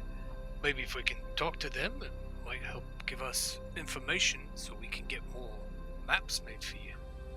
Yeah, well, as far as I am concerned, I am amenable to this plan. I do enjoy making maps. I would only ask that perhaps you provide us with the parchment, because I do not have any parchment on me that I could use to make any maps. So he'll basically say there is the leader of the Golden Fire Order from Thornkeep who's here. They have been studying portals surrounding the spire. As I've heard it, a couple of their acolytes went into the structure itself and have not been seen from, and they were looking for a group of adventurers to enter the structure to search out these wizards. So it's possible if you were to find these wizards, they may be able to give you some information on the spire itself, but as I have mentioned, they are not with us here. They are still in the structure somewhere. I say, you look at the group. Why don't we converse this afternoon and see if we can commit to some terms? Are we in agreement? Yeah, like I said, as long as I have the parchment, I can make a map. Great. Well, while you're here, I'm sure you'll be looking for lodging. Is that correct? Wouldn't mind a bed. All right. Well, there is a tap house called the Helmed Lady, and it's run by a dwarven woman who was once an adventurer herself, and now her sons are adventurers, not in this area, but she does love to take in adventurers herself, so I'm sure she would be more than happy to bring you into her inn if you wish a place to stay.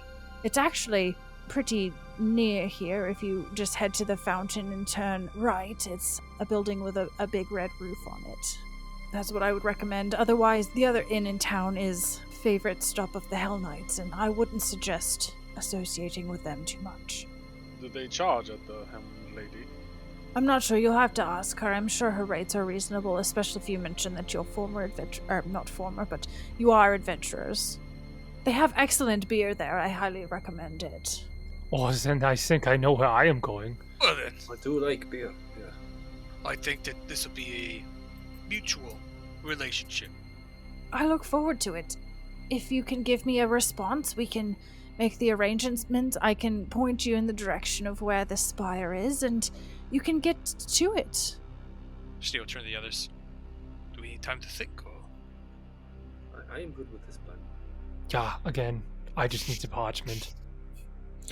Yes, I can get you parchment. He will go back to his dresser and he will pull out 25 sheets of parchment and hand it to you. Can I trust that you'll be good to us? If we find out that each level is all the more deadly, that our compensation will be adequate. Yes, trust me, I fully acknowledge the dangers of further descending into the spire, and I will make sure to adjust the compensation accordingly. What could go wrong? Oh, you could die. Yes, and then you luck out and don't have to pay anyone, don't you? Well, let's go have us a beer, talk about it, and then I guess we're gonna visit the tower. Ah, yes, so are we in agreement then? You have made your decision, or do you need more time to think about it? I'm good. Good. Delightful. I'm very excited. So, yes, if you head outside of town and head east for about 5 miles through the woods, unfortunately there's no road to get there, to travel through the woods, but trust me, if you head due east right outside of the North Gate, you will find I was yourself. going to say something. I was going to as well. I was- I was gonna be like, oh, do we head outside of the North Gate if we're headed east? Was the east gate that goes north? That goes north. You will find yourself there, and trust me, you will notice when you get there. The clearing cannot be mistaken. I'm sure I can find it. Alright, well, we'll take our leave. Pleasure doing business with you. I look forward to what you bring back from the spire. Us too. And see you leave. Yup. All right. You guys head to the tavern? I feel like as soon as we shut the door, Steve will look to Barney and, are you really seriously considering plating up your dinosaur in a magic-resistant metal? I mean, one of the major reasons that I came out on this adventure was to find strange materials with which to work, and this seems like a very interesting material. And let me just say, one of the few weaknesses of my magnificent design is saving throws. So, some sort of magic resistance would be very nice. One of my, weaknesses is a lack of beer, so I know where I'm going. Yes, we should go To the there tap now. house! So you guys go to the tap house, and you're able to find it pretty easily. You go to the fountain in the middle, which is actually a statue of a half-elf, and you can see there's actually like a plaque on this, and it says the name Tarwina, liberator of the people from the goblin kingdom of Zog. It says all of that on the sign? Yeah, it's like a plaque, like at a museum. It has like Tarwina, and then Oh, underneath it's like a a plaque. bird. Yeah. Okay. Yeah. Yeah, it's very ironic plaque. It's emblazoned on her forehead. It's a cool tattoo. So, and you actually can see that there is a message board nearby that seems to be like a place where you can post notices on this board. You turn to your right, and you can see, like he said, there's a large building with a red roof, and there is a wooden sign hanging outside that says the Helmed Lady. And if you go inside, you can see that it is bustling with people. It's probably around dinner time, so there are people at the tables, and they're laughing and having a good time. You see lots of like barmaids and assistants running around and delivering beer. You come in, and a short dwarven woman immediately walks up to the door, and she goes, "Hello, how can I help you today? Are you here for dinner or just drinks, or what can I do for you?" You were told that you could provide rooms. I sure can. We do have some rooms available. How many are you looking for? I believe there are 4 of us. How many beds per room? There's 2 twin beds per room. I think Barney and I can bunk up. Yeah, that is fine with me. All right. Do you need boarding for your pet? Oh, no, she will be fine inside of the room. She does not sleep. Oh, interesting. All right. So, 1 room for the 2 of you. Would you rather 1 bed? I can do that too. If that's your sort of no. relationship. Snee looks Okay. at Barney and, is it cheaper? Are you guys together like that? I never realized. That is No, That is wonderful. no, I am married to my work. Hello, I'm work. Oh, I got that one. That's really funny. All right. Well, I can get you one with 2 beds. That's not a problem. For you other 2, do you also wish to share a room, or you want separate rooms? were told that you might be able to provide us with rooms at a discounted rate. We are headed to the Spire for the Mage Man here in town. He The- recommended you to us. The mage man, yeah, certainly, I'm sure. Yeah, so you were referred to us by Royst, is that what I'm to understand? The mage man is Abernard Royst? Yeah. Yes, Yeah, that is the correct, one yes. without a tower. Yes. The towerless mage, yes.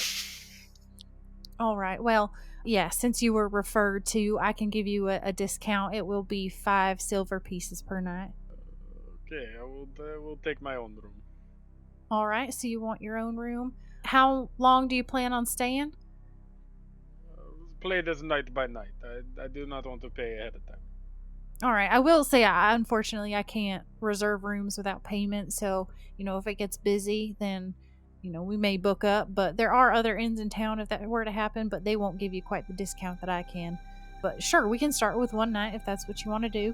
For the rest of you, are y'all just staying one night? Mm-hmm. Yeah, for now, since we Okay. don't know if we will really survive the tower yet. Ah, yes, it's quite dangerous. My sons are actually adventurers, but I forbade them from going there because that place is just something else. There's sounds that come from inside that would chill my blood. But kudos to you if you're able to get in there and go. There are not too many success stories, but maybe you'll be the lucky ones, perhaps.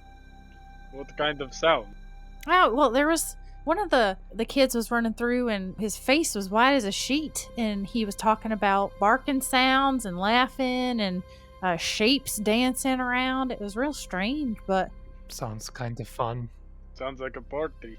it may actually be a party. I'm not sure. I've never been there. Well, I guess have a drink or two and then. We do have a bathroom, and by that I don't mean a place where you do your duties. I mean truly it is a room where you can take a bath if you want that. If you want cold water, it'll be only 2 copper. If you want hot water, it's 6 copper. Do you have a bird bath? A bird bath? I can't I say think that was in the center of town. what Ah, all yes, goes it is. into that. I'm sure we can accommodate for the right price. No. I don't want to pay for it. Well- I will just use the fountain in the middle of town. We just see him flapping it. You're gonna get arrested so fast. Oh man, this party's awesome. All right, I wouldn't recommend that, but if you're feeling rebellious, then you go for it. But I will tell you that the Hell Knights patrol quite regularly, and if they catch you, it may not be a pleasant thing. But for 2 copper, I can give you the same experience, but in a nice private room. Okay, I will take it. 2 copper. All right. Well, I will make sure to prepare that for you. The rest of you, if you wish a bath, you just speak with me or one of my assistants, and we can get that going for you. Unfortunately, we only have 2 rooms with baths at the moment, so there may be a bit of a delay, but we'll make sure to get you taken care of. And she'll go back over to the bar, and she'll go behind the bar, and she'll pull out. So Shni and Arashk were each getting your own rooms. Is that correct? No, Shni was with Barney. Shni was with Barney. I mean, Yeah, we're Leng. in one bed. Yes. Okay. All right. Okay. So she will bring back 3 keys. She will hand 1 to Shni, 1 to Leng, and 1 to Arashk. Thank you. She'll say, all right, well, if you head up the stairs, each of your keys has a number on it, and it corresponds to your room. You'll find on the first floor, in the back is where the 2 bathrooms are. So if you would just give us a moment, we can get those prepared for anybody that wants to take advantage of that. Again, it's going to be a little bit longer if you want hot water, but if you're okay with cold water, we can get that ready for you right away. But we'll have to heat up the water otherwise. But other than that, we'll be serving dinner here soon. Today it is lamb stew on the menu with fresh baked bread. Pretty good if I do say so myself. And the beer's always on tap if you want a drink or two. I look forward to your business. Shni will kind of head up to the room to kind of put away some of his stuff. What are the rest of you guys doing? I know. He'll take a cold bath. Yeah. A cold bird bath. Yep. And then bed. Okay, so you're taking a cold bath, going right to bed. Rashk, what are you doing? Arashk wants a bath. He'll take one of the hot ones. Okay. All right, so they'll get that ready for you. And Barney, what are you planning on doing? You said it was 6 copper? 6 copper for a hot bath. He'll give her a whole silver, tell her to keep it, and that's all. Okay. We got Mr. Moneybags over here. That's me. Barney, what are you doing?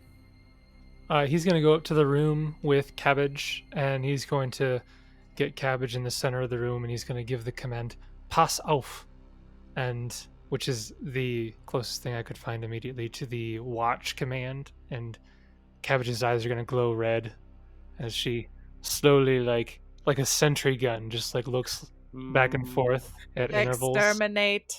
Exterminate. And she will just do that for the next several hours.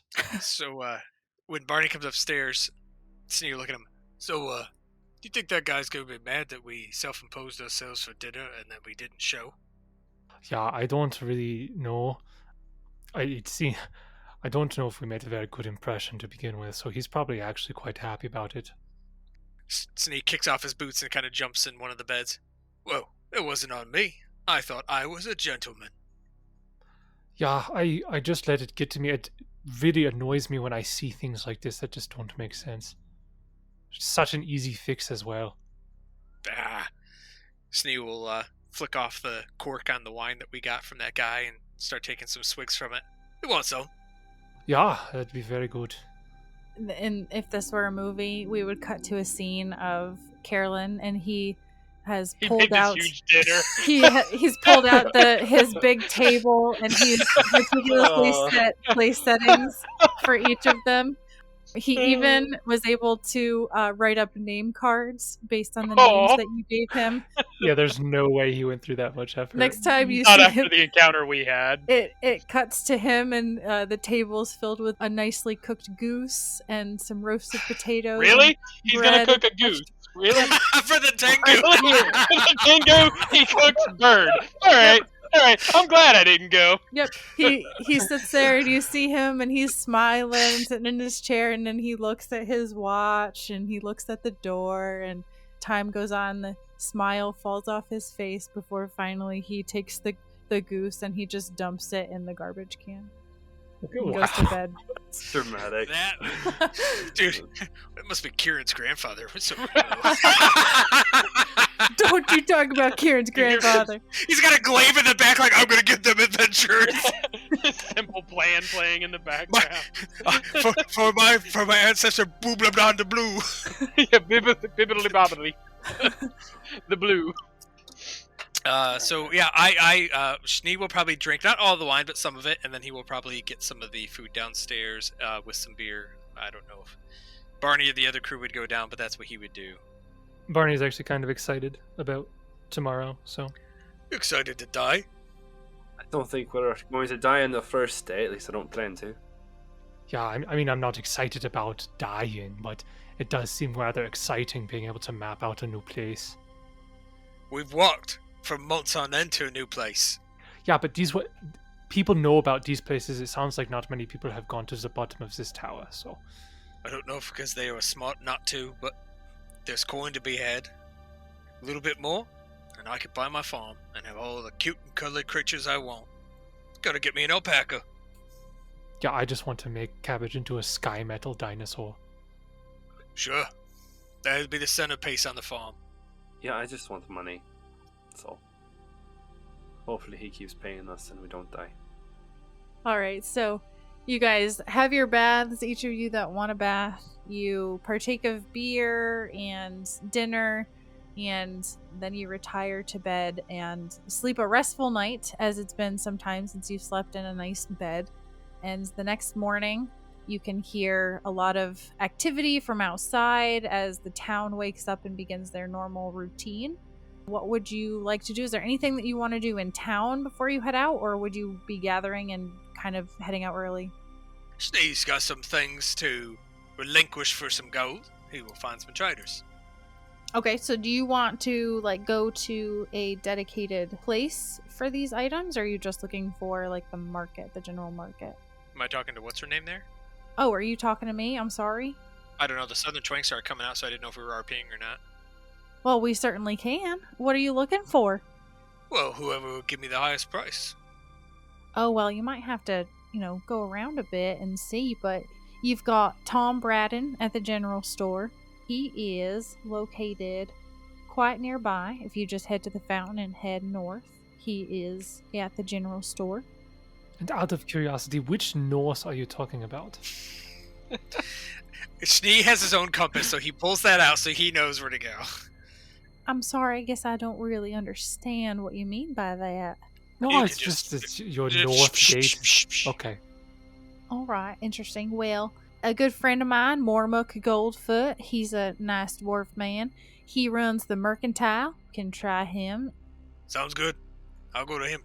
All right, well, he's located back by the Juliver Gate, directly across the road from where you met Abernard.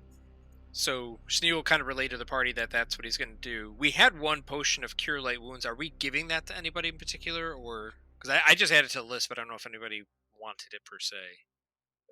Metagaming, but I think it probably should go to the monk Yes, it for should. reasons. Well, I can potentially buy more, so I'll So is there anything you think we're gonna need shopping wise? A list? Did we receive that 1,500 up front? No, no, It's like the whole lump sum by chance. no, definitely not.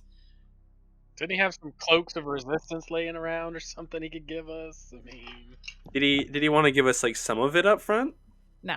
Like $100? $100? $100? All right, Schnee's just gonna leave then. So he just walks out when you guys are bantering about the North Gate nonsense and whatnot. So he goes to the mercantile. Okay, so yep, you would go to the mercantile and you can get the fair value for the products. So assuming half value for everything, except would it be half value or the price you gave me for the earring and the bracelet is the set value, right? Yeah, the I sale think value. those are like trade goods, so I would say that those are full Okay. value. So selling everything would have gotten more, but somebody else had to snag a masterwork lace crossbow. That is 234 gold and 50 silver. And then you wanted to get potions from that, or I guess at least maybe one or two if we can find some cure light. I'd take a potion. I gave that to you. I'm sorry. Oh, okay. Leng, here's the. So you got the cure light wounds from the bandits that we dispatched. So the only thing that I have that we didn't sell was I kept the small centipede poison, and we have the half-drank bottle of wine. if you want potions, there is Sephard's potions and reagents. All right, so he'll go. We can skip the RP if you want. He'll Okay. just buy 2 cure light if they have them. Okay. Yeah, he you go in and you see, and the man there is very oily and kind of rat-like. Is he And rat folk? no, he's not, he's a human. He's a human, but he kind of speaks with a lisp. And yeah, if you ask for potions, he does have 2 cure light wounds potions available, and he pulls them out, and they definitely they're definitely cure light wounds, but they kind of have some other particles inside. Just They're may not watered be the down. most sanitary potions, but they definitely are cure light potions. So he will buy those. Did you not do this to us the last time you GM'd a game for us? It Didn't was that the- happen in Ire of the Storm? It was like we had to roll the chart and see Yeah. what added effects those potions Right. had. Those bad Because it was potions the had. tripped out. Yeah, it was the Cheech and Chong halfling. Yeah. there. Yeah. Yeah. Yeah. Yeah, no, these are actually like 100% cure light wounds, but it's just his A little added establishment. flavor. Yeah, you can tell looking around his establishment that his forte is more unpleasant than just like potions. He definitely spends more of his time crafting like a wide array of poisons. So he does have potions. He can make potions on demand if you require or if you request of him, but he does care more about like poisons and more unsavory potions. I guess Snee would ask him, I guess not to put a deposit down, but that they potentially would be coming back for more. So if you could just have some more on hand, we'd appreciate it. And you go back to the group with those 2 things. All right. Hey, Leng. Mm. I got these potions here from a special alchemical vendor. They have some additive properties that are going to be a better boon, I think, for you. So I'll take that kill light off your hands and give you these two in exchange. Fair trade. He'll look at them and see the floaties and be like, "No, I'm quite okay with the ones that I have. You can use the additives. I'm totally fine. My body is a temple. I'd like to keep it that way."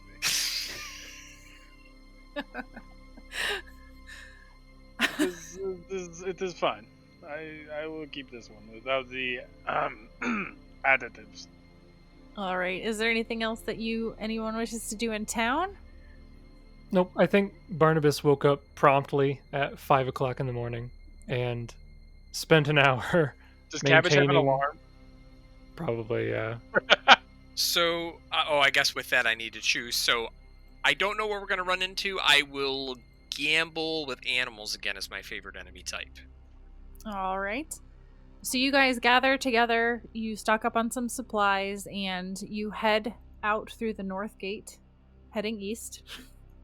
So the other potion I will give to Josh. I'll probably give that to you.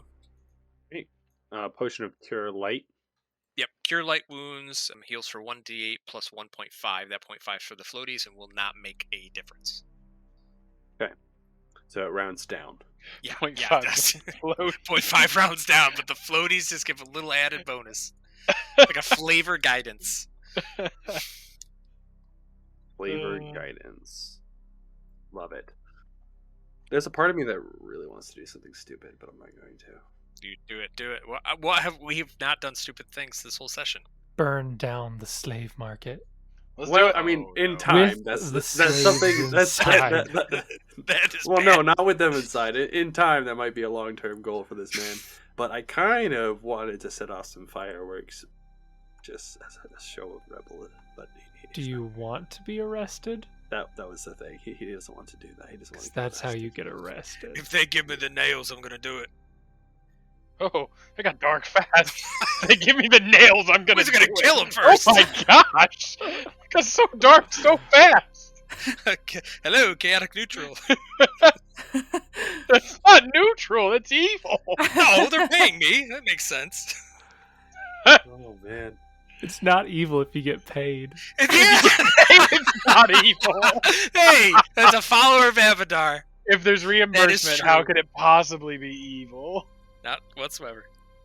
So the interesting thing is that as you guys leave through the north gate and head east, you find yourselves actually traveling northeast. And because if I show you a map of the Echo Wood, so if you go to your journal, which looks like an open book, you should have some items in your journal. And under regional map, you can pull up the Echo Wood and you can see Fort Inevitable and the Emerald Spire. So, I head straight for the pit of chains. okay. The pit of chains. Yeah. Welcome. Enjoy your stay. So it is 5 miles to get from Fort Inevitable to the Emerald Spire. And most of it is going through some pretty thick forest. So you guys, you're walking through the forest, and as you're making your journey there, the clouds come in and it begins to rain. It's not like a storm, it's just a steady rain, and the air becomes more cool as you continue on. But you're kind of moving through the forest, and then all of a sudden, just like Abernard Royst mentioned, you find yourselves stepping into a clearing. And the clearing, just as he said, there's no trees that grow in this area. It's all of the trees you can see are like leaning inward as if they would grow into that area, but there's nothing. Instead, what you see is a giant structure, green crystal. You can see that some of it looks like it was meant to be designed as towers, but it appears to have fallen into ruin. And the interesting thing is that it looks like the area around this tower is very dark, even though it is truly like the middle of the day. And as you're standing there listening, you do hear the echoing sounds of babbling, occasional raspy barking, and laughter that seem to echo through this clearing from the structure. Well, it's just as the stories say. Let's Nothing if not ominous. That's pretty creepy. Yeah. Sounds like a bit of a party. But hopefully it is a bit of fun. Are you still excited for it, Barney? Oh yeah, I'm very excited. I'll be like 30 feet away from the rest of you, so... I don't know. I don't think we'll die. At least, Yeah, well, if you see something dangerous, let me know so that I can leave. of course. Yeah. I'd hate for you to be in danger, Barney. It just makes me so sad. Bonnie, if you see me running towards you, then you should be running the same direction. Yeah, understood. I guess my thoughts are, depending on how much parchment you got, and how long it takes you to create maps, maybe you should create a duplicate, for safekeeping. A duplicate map? Yeah, wouldn't hurt in case we found anyone else that may request some maps for coin. Oh, I see what you mean. Yeah, okay. Guess we head in, right? Yeah, All we right, head towards it. gentlemen. There's nothing more to delay. All right. Barnabas waits for everybody else to start walking and then follows. Okay. You head into the clearing towards this structure. As you get closer, you can actually see that it's kind of up on a cliff of sorts, and there is a stone staircase that leads up. So as you approach this staircase, you can see that it's actually nothing more than just rubble-strewn cliff. If you are to climb it, it's probably going to be difficult terrain, stepping over blocks of rubble that have collapsed. But the dirt path does wind up to a steep embankment that leads to a pitch black doorway. And I will move us to a new map. As you guys approach, you find that all of a sudden the light just becomes pitch black as you are walking up this dirt road. That's not normal. Perhaps we need some sort of torch. Schnee will pull one out because he cannot see without it. Yeah, I can't see either. So you pull out a torch to light a torch, and you light Bonnie, it can up. you help me find a torch here? I cannot see. Oh. You light the torch, and you find that it lights up 5 feet around you, but outside of that, it is just engulfed in darkness. Well, this is some unnatural darkness. I can only see 5 feet in front of me. That's not ideal. I can see a bit further than you. Here, Oh. and I'll hand you a handful of torches. What do you mean not ideal? I'm just the residential archer. What do I need to see? Oh, flame hair doesn't put off any light. His hair is on fire, so maybe just. That's what I'm saying. Like, doesn't he put off like a few feet of light? I mean, he's on fire. Can I tie a rope with a torch to Cabbage? Just, like, have a torch tied to Cabbage or something? Okay, so you want to tie a torch to Cabbage? I love Okay. that idea. Yeah, Why not? Why not? That's fine. I'm Yeah. just, I didn't have him set up to do torches. Is it raining too? It looks Yeah. like it's raining. Yep, I told you it was raining. We're still outside and it is this dark. All right, so you see this path ahead of you, but after that it's engulfed in darkness, except for those of you that have dark vision and can see. What is this path, like jagged rocks, or like what's to the right of us? Yeah, yep. So this is all difficult terrain, so you have to move slowly and carefully in order to step over the rocks. Well, I guess those with dark vision lead, and we will follow. So you guys begin inching your way up the path. I want all of you to roll me a perception check. Okay. Minus like a bajillion. I rolled a 20. Okay, so Leng got a 20. Say you 13. Barnabas got an 18 and Cabbage got a 10. Okay, so Barney got a 18, Schnee got a 13, and Arash got a what? 17. 17? Okay. Yeah, 17. All right, so looking at those rolls, Leng and Barney and Arashk. So the three of you, as you're moving up this, you hear the sound of, it sounds like language. What languages do you guys speak? Okay, so Leng speaks Common, Tengu, Orin, and Ignan. Interesting. Barney speaks Common, Gnome, Sylvan, Dwarven, and Kellish. And Arashk speaks Common, Ignan, Osiriani, Gnome, and Elven. So none of you guys are able to deduce what this language is or what is being said. But it does sound sort of like a very out of tune, off-key song. Sort of. Can I make a linguistics check? Sure. Roll linguistics. 10. With a 10, you're not able to determine what the language is, but you definitely can't understand what is being said. And it's coming from directly above you. So when you guys are moving up this path, you're moving up at an incline, and then the path ahead of you, for those of you that have dark vision, it curves around and almost heads like in the direction that you're coming from, but up further. And this language, this music is coming from up above where you can't see yet. I'm assuming you guys relay that? Yeah. Okay. Schnee will take a second to equip his buckler. Okay. And then continue forward. Okay. Are you carrying your torch in the other hand? I was carrying it in the buckler hand. In the buckler hand? Okay. All right, so Well, your buckler... I guess you're right, yeah. I'll do the buckler and then I'll do the torch in the one hand. Okay. My main hand, yeah. Okay. All right, sounds good. You continue onward. As you guys turn the corner, Cabbage and Arashk, because both of you have dark vision, you see two figures. Oh, they're just goblins. And as you guys are moving, have you been trying to move quietly, or are you just... I'm on fire.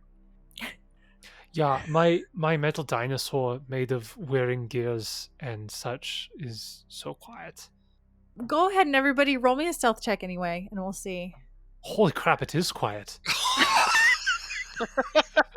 Dude, you Running greased silent. that puppy before we went or something. Aww, the guy man on on fire. fire. Man on fire, that makes sense.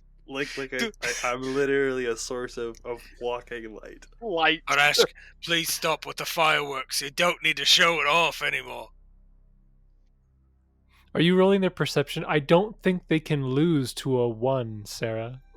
Well, yeah, they do have a penalty because they're sticking to themselves, but with... Okay, so we have Leng got a 13, Barney got a 13, Cabbage got a natural 20 for a 23, Arashk rolled a natural 1 for a 1, and Schnee rolled a 24. Yeah, so we're stealthy. So surprisingly, one of the characters with dark vision is being very sneaky. The one behind him got too confident in his abilities and tripped over a loose piece of rock and fell flat on his face. And died. Ooh, you're starting prone. And Nice. as that happens, you hear the singing stop. And all of a sudden, we're going to roll initiative. And Cabbage and Arashk will be able to act, as you both can see. The others will not act in the surprise round. And we'll get this party started. Well, there's some solid initiatives. Yeah, I got a All 17. right. Actually, we're going to have some roll-offs. Arashk. Oh my gosh, we are again. Really? Oh, Goodness, really? stop rolling Yeah, the same that's- thing. It's not my fault. Luckily, mine and Jason's are not the same. I think mine is the only one that's different. I've had to roll off every initiative. Yeah. Yeah. Same. Come on, natural 20 again. Leng, what's your initiative? 17. 17? Okay. Also, I have low light vision. I don't know if that helps with the torches. If I get It to does see not further. in this situation. Nope, this is a special case. So unfortunately, your low light vision does not help you. Supernatural darkness. It is something. Next, we have Schnee for initiative. What do you have? I have 16.5. Okay. Technically 17, but I'm less than. Then Leng. Okay. Arashk. 18. Okay. And Barney. I got a 17. Higher or lower than Leng? I only have a +2. I think mine's the lowest initiative bonus. Should go Arashk, myself, Leng, then Barney. Arashk. Oh, Arashk, then Schnee, then Leng. Okay, I had Leng ahead of you. Alrighty, so in the surprise round, up first is Arashk. You get a move or a standard. I accidentally clicked the bomb, so let's do Bob. Man, he just jumped the gun. He's already thrown a bomb. All right, let's do this.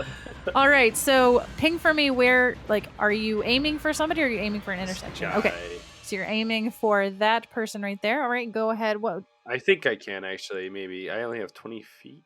Okay. I mean, it's range increments, so you can, Yeah, I can do it still. It's just gonna. or be you a could little- move up and do it too. I don't even know what you're lobbing at.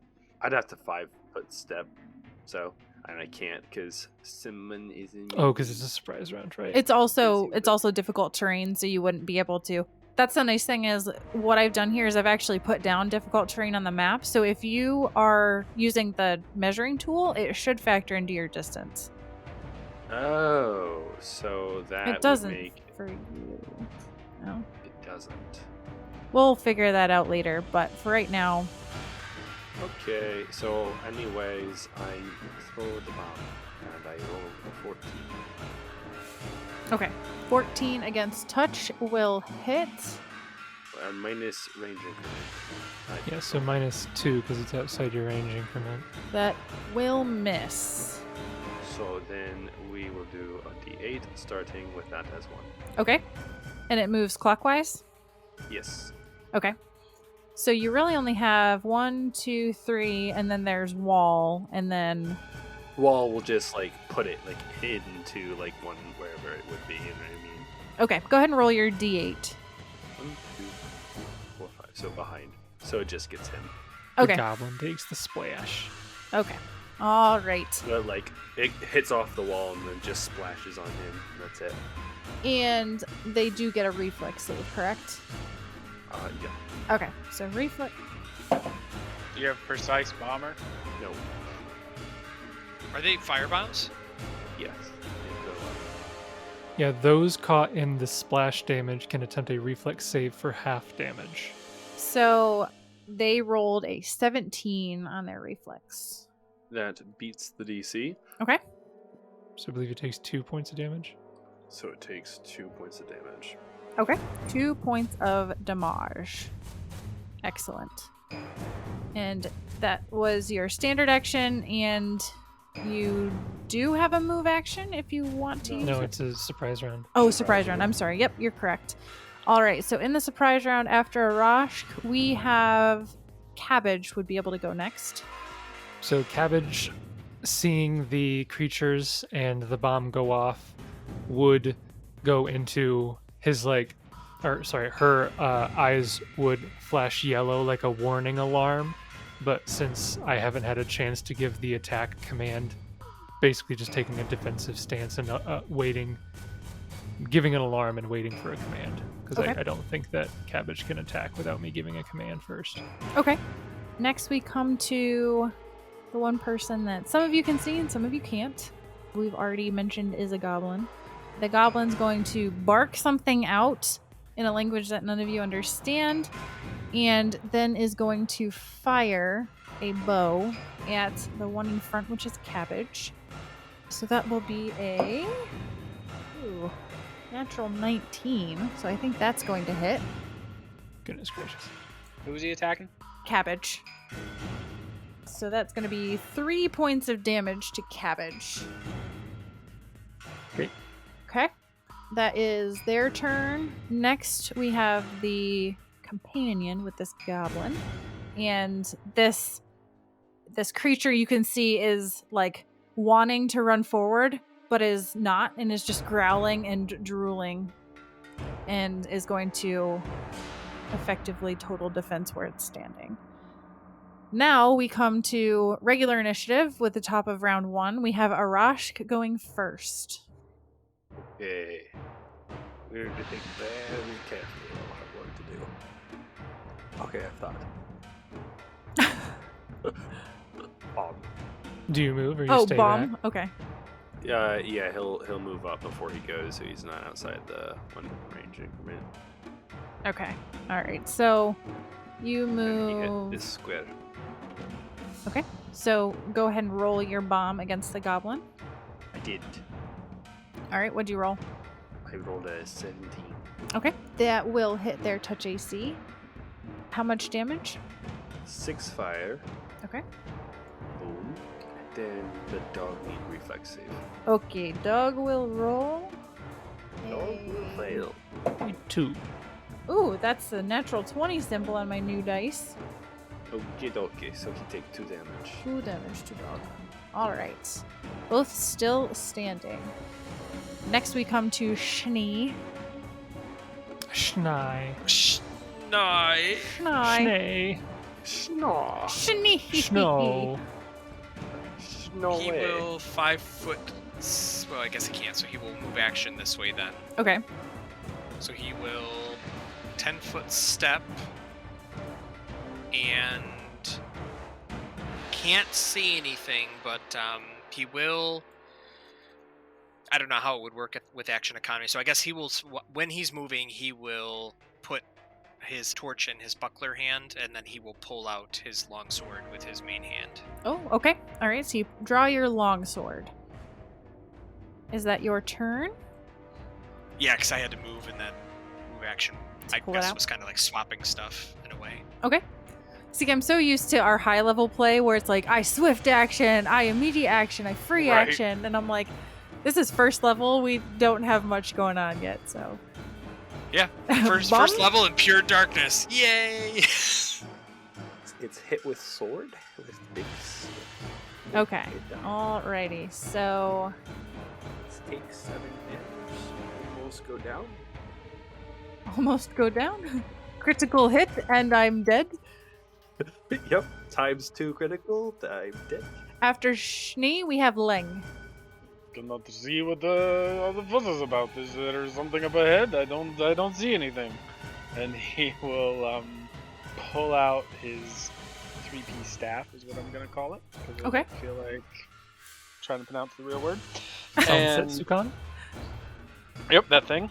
And he will just wait until he can see. Alrighty. So you are waiting. Are you effectively like writing an action or just calling it your turn? No, he'll just fight defensively. Okay. Alright, so you can fight defensively as a standard action, I believe. Well, you can total defense. Total defense as a standard action. Yeah. Now we come to Barney and Cabbage. So Barney just kind of looks around and says, I don't know what is going on, but Cabbage, fast. And not having any idea where the enemy, he's just going to give the general command, so I guess Cabbage will just attack the nearest target. Arashk. Yeah. Okay. Yes. Yep. So, Okay. Arash will die. Okay, so Cabbage will run up and attack the dog. So that'll be a bite against the thing. Okay. Ooh, that is a solid 8. Fortunately, an 8 is going to Well, that's miss. too bad. I was really hoping it was going to hurt. All right, so that was Cabbage's turn. And Barney, are you doing anything with Barney, or is he just hanging back? Barney will move action, pull out a crossbow, and move action load it. Okay. Is he support for the other guy? He loads his crossbow for him. Oh, that's a good idea, actually. I don't think it would really work all that well, but You spend your move action, so he has one left over. Since you guys are all pulling out, ranged weapons, I will take an opportunity just to say something that's probably going to make most of you unhappy. Anything beyond 5 feet of your torches is darkness. Ranged combat and melee attacks with reach have a 50% mischance unless you have dark vision. And creatures without dark vision take a -4 penalty on perception checks that rely on sight. So just keep that in mind, that if you're trying to shoot at a target that is, say Arashk says, hey, the goblins in this square, whatever, you can try to shoot at it, but it's going to be concealment. So just bear in mind that. With that said, we come to the goblin, who is going to... What are they going to do? They're going to shoot another arrow at the thing that's right in front of them, but this will be firing into melee, and they don't have precise shots. So this will be a -4 to the attack. gonna roll another natural 19. 13. to hit. That will not hit. Okay, so their arrow fires off, and you, the ones behind, can see this arrow fire in the distance and then disappear into the black. That was their turn. They're going to take a step back. And after them is the dog, who's going to do a full attack on Cabbage, which is only one attack. So this will be a bite attack, which is a 12. So that's going to miss. That misses. And they're going to stand their ground. Top of round 2, we have Arashk. Arashk is not in good place. He's gonna try to light up the path for the others. So because he's fire, and the other dude is also torch man. So he will move to here and total defense. Okay. All right, so that is moving through a threatened square. I think it is, and if that is the case, then we will go there so we can get more light. And I will roll no acrobatics because I can't, because I would go half speed, so I will provoke.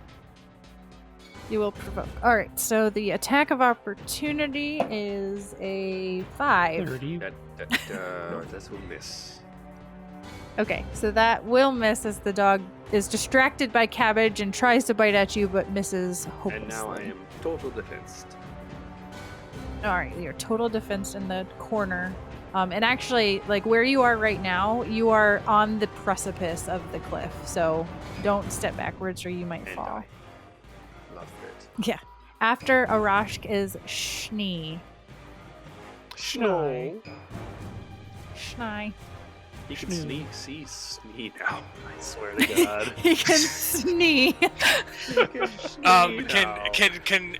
Can Schnee see the non-goblin dog? Yes, you can. Can Schnee do a monster lore? Yes, this would be a knowledge nature. Knowledge natural. Not sure. The dog. Nature. So it will be. It should be 2 higher than that. Should be a 22 because I have favorite enemy. I'm assuming it's animal. Yes. Maybe it's not. Yep. So you do identify this as a goblin dog. Whoa, cool. So for everyone who's not aware, goblin dogs. I've never seen one before.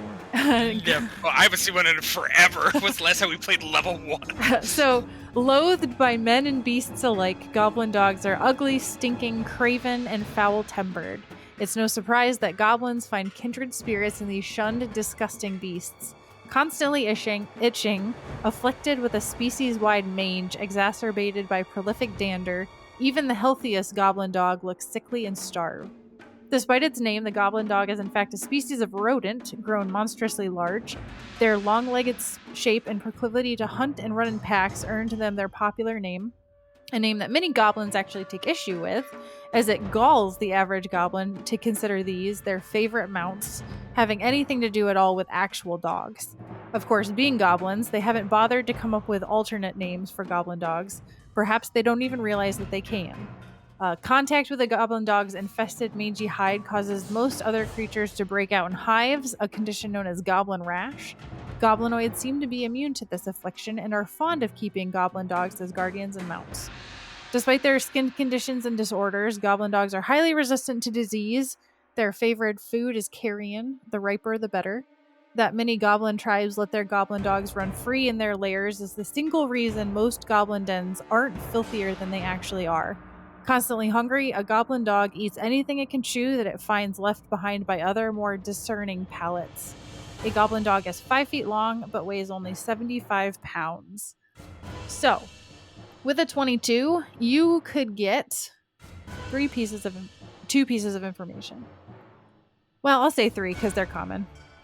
I don't really know if there's anything super special about them, so just give me 3 things. Okay. They do have something with their bite called an allergic reaction. I think we dealt with this early on in Rune Lords. Goblin dog's dander is highly irritating to all creatures, save those with the goblinoid subtype.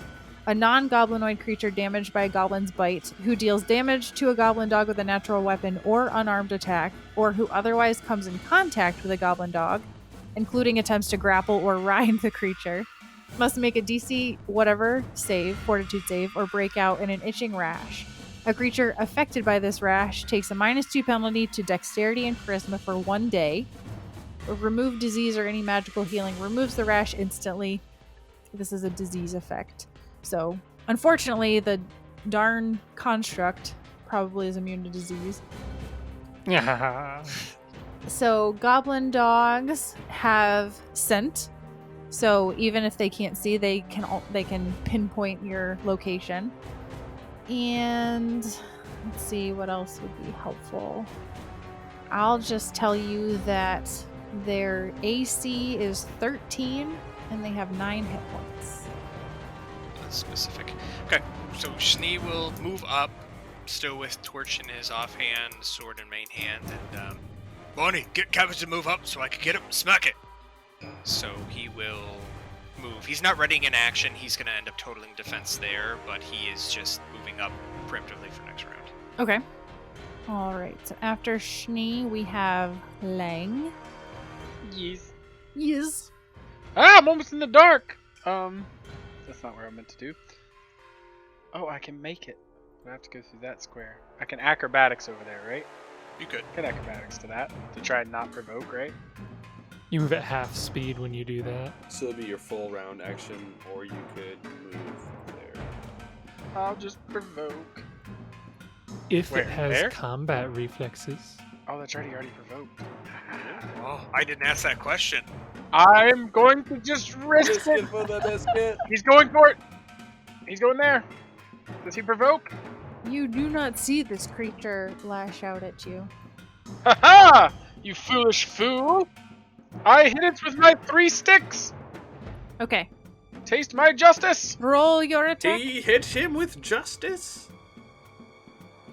Justice strike. What was it? What was it? A 14. Also no. That does hit. How much damage? 6. Ooh. 6. The dog is not looking good. Good. Taste it. Oh, Taste my that's got some fury. cool properties, dude. The disarm and blocking. That's fun. Yeah. I don't know if I'll ever use the disarm, but the blocking's nice. If you ever fight defensively. Yeah. The disarm is nice if you get improved disarm there. Yeah. All right. After Leng, we have Barney and Cabbage. So Barney is going to move up. Oh goodness. Does that take a double move to move 2 squares? I feel like it's doing the diagonals weird. Yeah, because it would be 10, 20, 30. So it would only be 1 to move there. Well, I have a 20-foot movement speed. So. Oh, so then yes, it is double move to get there. So Barney will move up to behind Schnee, and he'll say, I must apologize. I can't see anyone else to have Cabbage attack, so I think he's just going to keep going until it's dead. And because I can't see the goblin to tell Cabbage to attack the other target. So Cabbage is just going to make a full attack. Okay. The bite is a 22 to hit That will hit. for 3 points of damage. All right, the dog goes down. Oh, so I guess Cabbage will move then. Nice. Very good. I like it. He will continue his thing, and he'll move.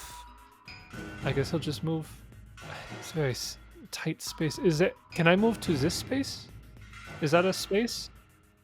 Let's see. Yes, that is a space in the Okay, so he entryway. He will move there. That gives plenty of room.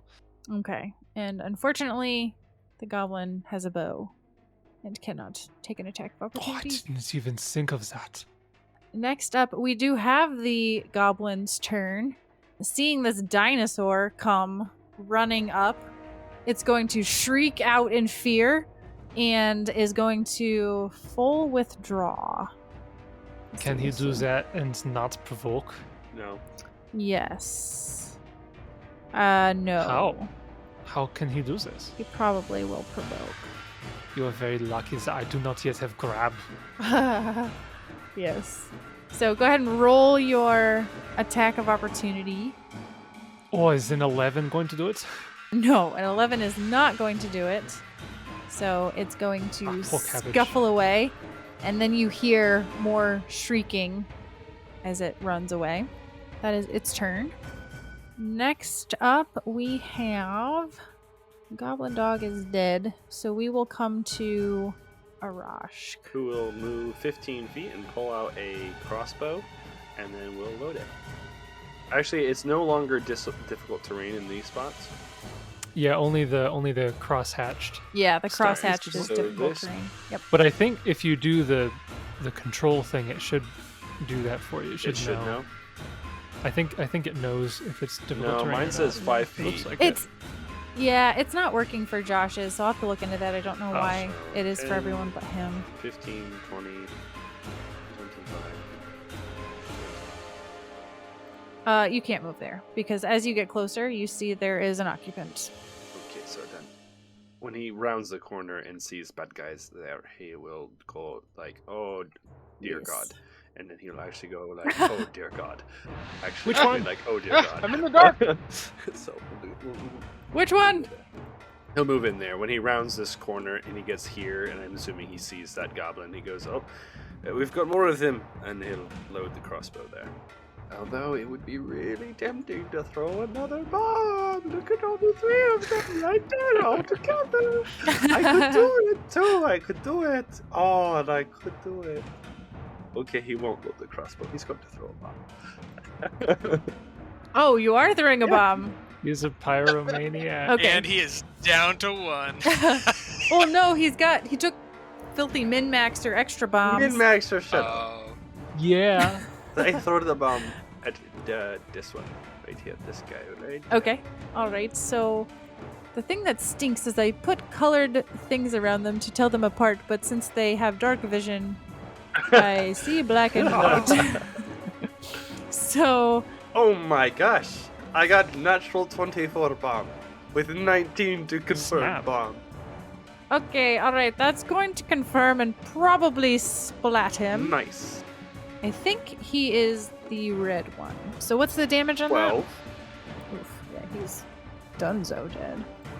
All right, and the other 2 get a reflex save. All right, so the one right in front of you rolled a 6, Fail. so he'll take full Yep. damage. I think he's the green one, so that's 2 points of damage. No, that's going to be 6 points of damage. 5. 1. 5, No, because right? plus 4 to damage. Isn't it just your intelligence? Don't you have a it? 16? Yeah, and throw anything, which adds 1. Oh, okay. So 5 Well, points of let's damage. see here. A plus 1 for yeah, 5 points of damage. Okay. Yeah, that's for attack rolls. Yeah, so yeah, it should just be the 5. Yep. If they fail, it's 5. If they pass, it should be 2. Yeah. Okay, so the other one rolled a 17. Is that a pass? Yes. Oh yeah. Okay. All right, so they take 2. All right, so they're still up. The one died though, right? Yes, and I can't. I think if I put a condition on one, oh no, that seemed to work. Okay, so that one is dead. So that your turn, Arashk? You moved and Mhm. threw a bomb. So now we come to the other one, who is going to come right up in your business, and he's going to try to whack you with a short sword. Right in your biscuits. Right up in your business. So this is going to be a 17 to hit. Does that hit? Yes. All right. So Oh, just hit. that's going to be a whopping 2 points of damage. That's scary. That's actually. How you looking? I'm scared. I'm more scared than I was. Like, this is. I am shook. Low level combat is no joke, man. It's You're not really wrong. not. It's really not. Like, I'm one arrow away from being down. Yeah. All right. Now we come to Schnee. Schnee. Schnee, what do you mean? Schnee will move. Come to the light, Schnee. Okay, so that's 35. That's 30. Can I move onto the dog's body, corpse, in that square? Yes, you can. So he will move up and Cast dancing lights. Where's Jessup when you need him? I know, You should right? play a good character like Jessup. Gah! what did I do? I brought an archer to a darkness fight. That's Leave me okay. At least you alone. didn't bring them to a monk fight where everyone has catch arrow. Dude, that was The amazing. worst thing That's ever. true. Yeah, so I guess he's just gonna move up, and I will total defense. Super, super late. I love this early game combat. I move, and then hit. I move. Well, I'm in difficult terrain too, so it's like not only can I not shoot, really, I have to be in melee, and I'm in difficult terrain still. Awesome. All right. So that's Shnee's turn. Now we come to Leng. Dang, can do something. Much in the way that we just talked about, I will move and hit. Move and hit. All right. It looks like your difficult terrain isn't working either. I'll have to look at Yes, that. it is. It's working fine. No, it's Yeah, not. you should be fine. 10, 15, You're 20. fine. You're yeah. fine. I just noticed it wasn't calculating right. Oh wait, no. No, I Yeah, think it is. It's doing Yeah. yours right. It's good. Weird. Okay. Yep. Yeah, see, 10 Roll feet. math. If I want to move that way, it's Yep. 10 feet. Gotcha. Yep. Okay. Cool. You're good. Yeah. You're good. Do very good for me. All right. You're gonna attack him. Not 20. A Ooh. 5. How much? 25? Nope, just 5. No, a 5. Oh. Okay. Yeah, that's not gonna hit. Next up, we have Barney and Cabbage. So Barney is over here in complete darkness, and he says, I can't see any. He begins to move forward, and he trips over himself in the darkness and gets up and keeps moving. It's Okay. a flavored And then he trip. falls off the It's a cliff, flavored trip. and he dies. He goes over there, and Stumbles off the cliff. Cabbage will step up. Is this? Well, looks like I can. can I Yeah. 5 foot step there? Yep, you can 5-foot step there. Out of the difficult terrain. And again, Barnabas can't see anybody to target specific, so Cabbage is just going to continue his command. You can't see the blue one? I can see the one, but like he can't see the other goblins to Yeah. direct. He can't say, Cabby, attack the other one, because he can't Oh. see those. Yeah, true. Yep. Okay. So go ahead and roll your. So the bite is going to miss. Claw, I think, is also going to miss. 13. What was the So I first missed one? with a 10. Okay, 10 yep. with the bite, a 13 with the claw, Miss. and an 18 with the final claw. That will hit. Okay, 5 points of damage. Oof. All right, so 5 damage Yeah, to blue. animal companions are good at low level. If you remember the Volus, I think he got 3 attacks Yeah. too, Mhm. and then he died. Yeah, animal companions scale tragic. really weird, man. They're really They're really strong, and then they fall off pretty really hard. hard. Unless you build something exploitative with them. Okay. Now we come to the original goblin, the Goblin Commando. What? Yeah, who is actually going commando today, in case you cared. Oh, Good for him. oh, You know, Her. It's Her. fine. I cannot see it. oh, it's her. Oh, good, how good for progressive. her. Yeah, Oh, that's great. Yeah, Yeah, good modern for woman. her. She's going to pull back her short bow and fire at the only one that she can see well outside of her companions, which is the monk. So she will fire Uh-oh. at Yep, Leng. so this is where he dies. He's got snatch arrows. He's fine. I wish. So this will be a 15 to hit. No. Oh, misses and hits the dinosaur. If only that's how arrows worked, but it's not. I don't think that's how it works. All right, so then we come to the green one, which is still alive. Man, I wish I could see my colors. Is this the green one? It is. Okay, so the green one is going to 5-foot step and attack the monk with a short Oh. sword. Oh, He's really dead. gonna die for sure. It's over. Natural one. He's not gonna survive this encounter. He's on his last legs. So that was the green's turn. Now we come to Arashk again, top of round 4. This guy is right there. He's just right there. Yeah. Isn't he dead? No. Or is he not dead? He's not And dead. He's not looking and great. I can't 5-foot step here. No, this is all rubble behind you. So Ah. you're as far back as you can I go. will delay. Delay? I All want right. this one to be dead, and then I will shoot this one with arrow. Well, it is his turn, and he has a lot of options. So I'm going to roll a... You want me to hit the monk? He's got 5 attacks. I'm going to roll a D3. Yeah. We will start 1 Arashk, 2 Cabbage, 3. It's a really Leng. rare creature. So It's a Leng. goblin hydra. So. Go snap. That'd be awesome. That's- All right, short sword coming I was at you. joking, but that sounds like a It- fun creature. Does a 10 hit your AC? Leng. No. Okay, all right. No. That's misses. And we are at Schnee, who... Oh, Schnee's on top of the dead token, so it looks like he has the dead on him, but he doesn't. I'm playing dead. Wait. I'm gonna roll a bluff check. Okay, what would you like to do, Schnee? Schnee. I will move Bold.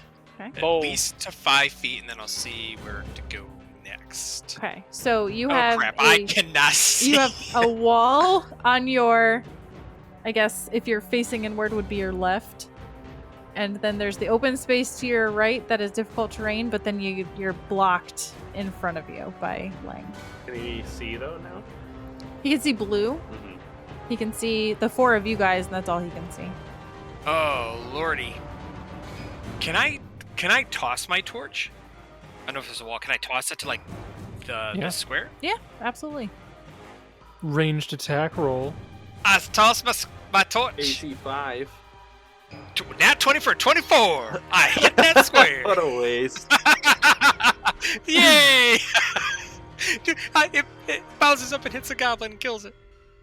In case you guys are curious, I looked up the RGB for what like torchlight is, and Google told me that torchlight is F69A54, in case you care. So, now let me remove the light from Shani. Oh, maybe I can't see, but it doesn't light up north. It is because you're around a corner. I have walls in place, so Oh, it's since just you're I can't looking see around it. the corner, yeah. So it's Gotcha. there. It's lighting up that corridor, but you Okay, just can't so I can see everything in the light. Okay, so I will just move up to that square and toss my torch. Okay. All right, so you toss your torch in that corner. Next we come to Leng. It is your turn. Ah! I see things. And the one right in front of me is still alive, right? Yes. Has it taken any damage? Both of them are right in front of you, and both of them look pretty heavily damaged. Okay, well, we're gonna do a flurry of blows! Power attack. Cleave. Oh no. Okay, against blue. Hit me. And it is a Really? 15. 15 barely misses. No! Mm. Oh, what a lose. Second attack! Wow. An 8! I miss Wow. horribly! Yes, that misses more. Oh my I gosh. can't see! To be fair, it's fair retribution for your over Performance in the- Yes, your 2 natural 20s out Or of the the two gate natural 20s this morning, or earlier.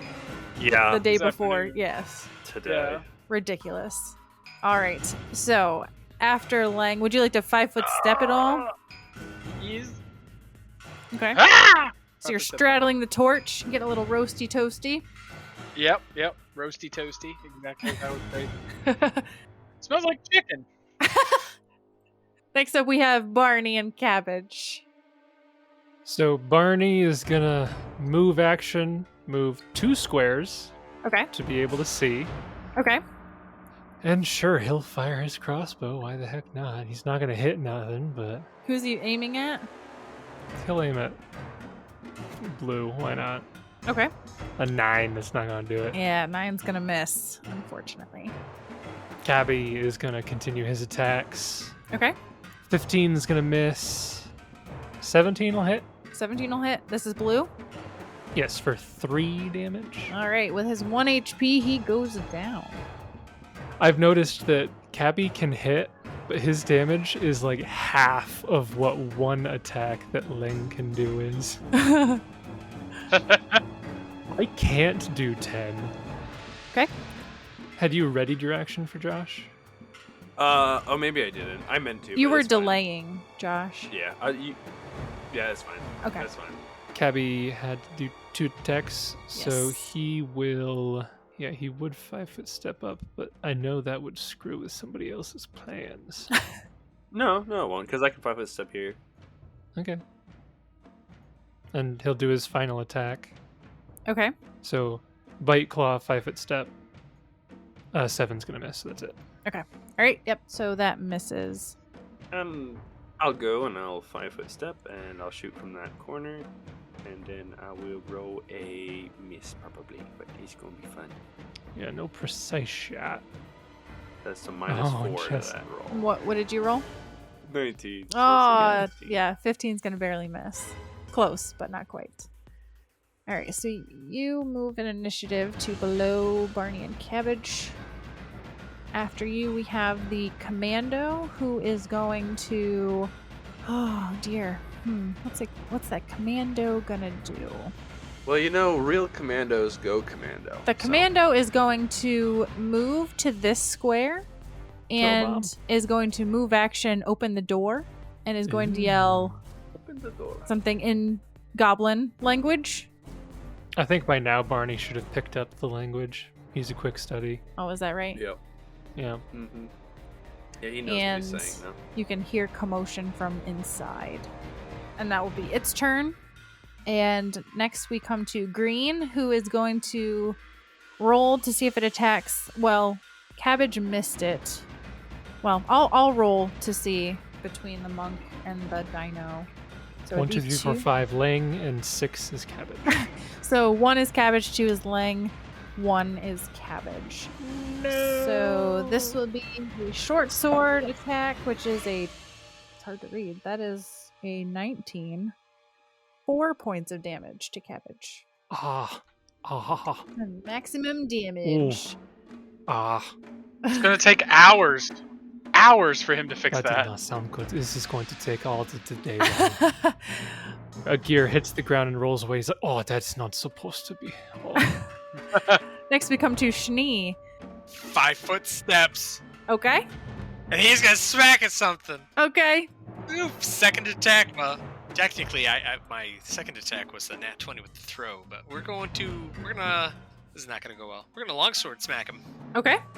That is a 18 for 3 damage. And that goblin dies. Nice. Wow, I forgot how fun low-level play is. Hey, I do 3 damage, and you I Kill soloed it like myself. Oh, man, that's good. And as that goblin dies, you can hear there is additional commotion coming from the door that was opened by the goblin up north. Some of you are able to see that. And we will pick it up there next time.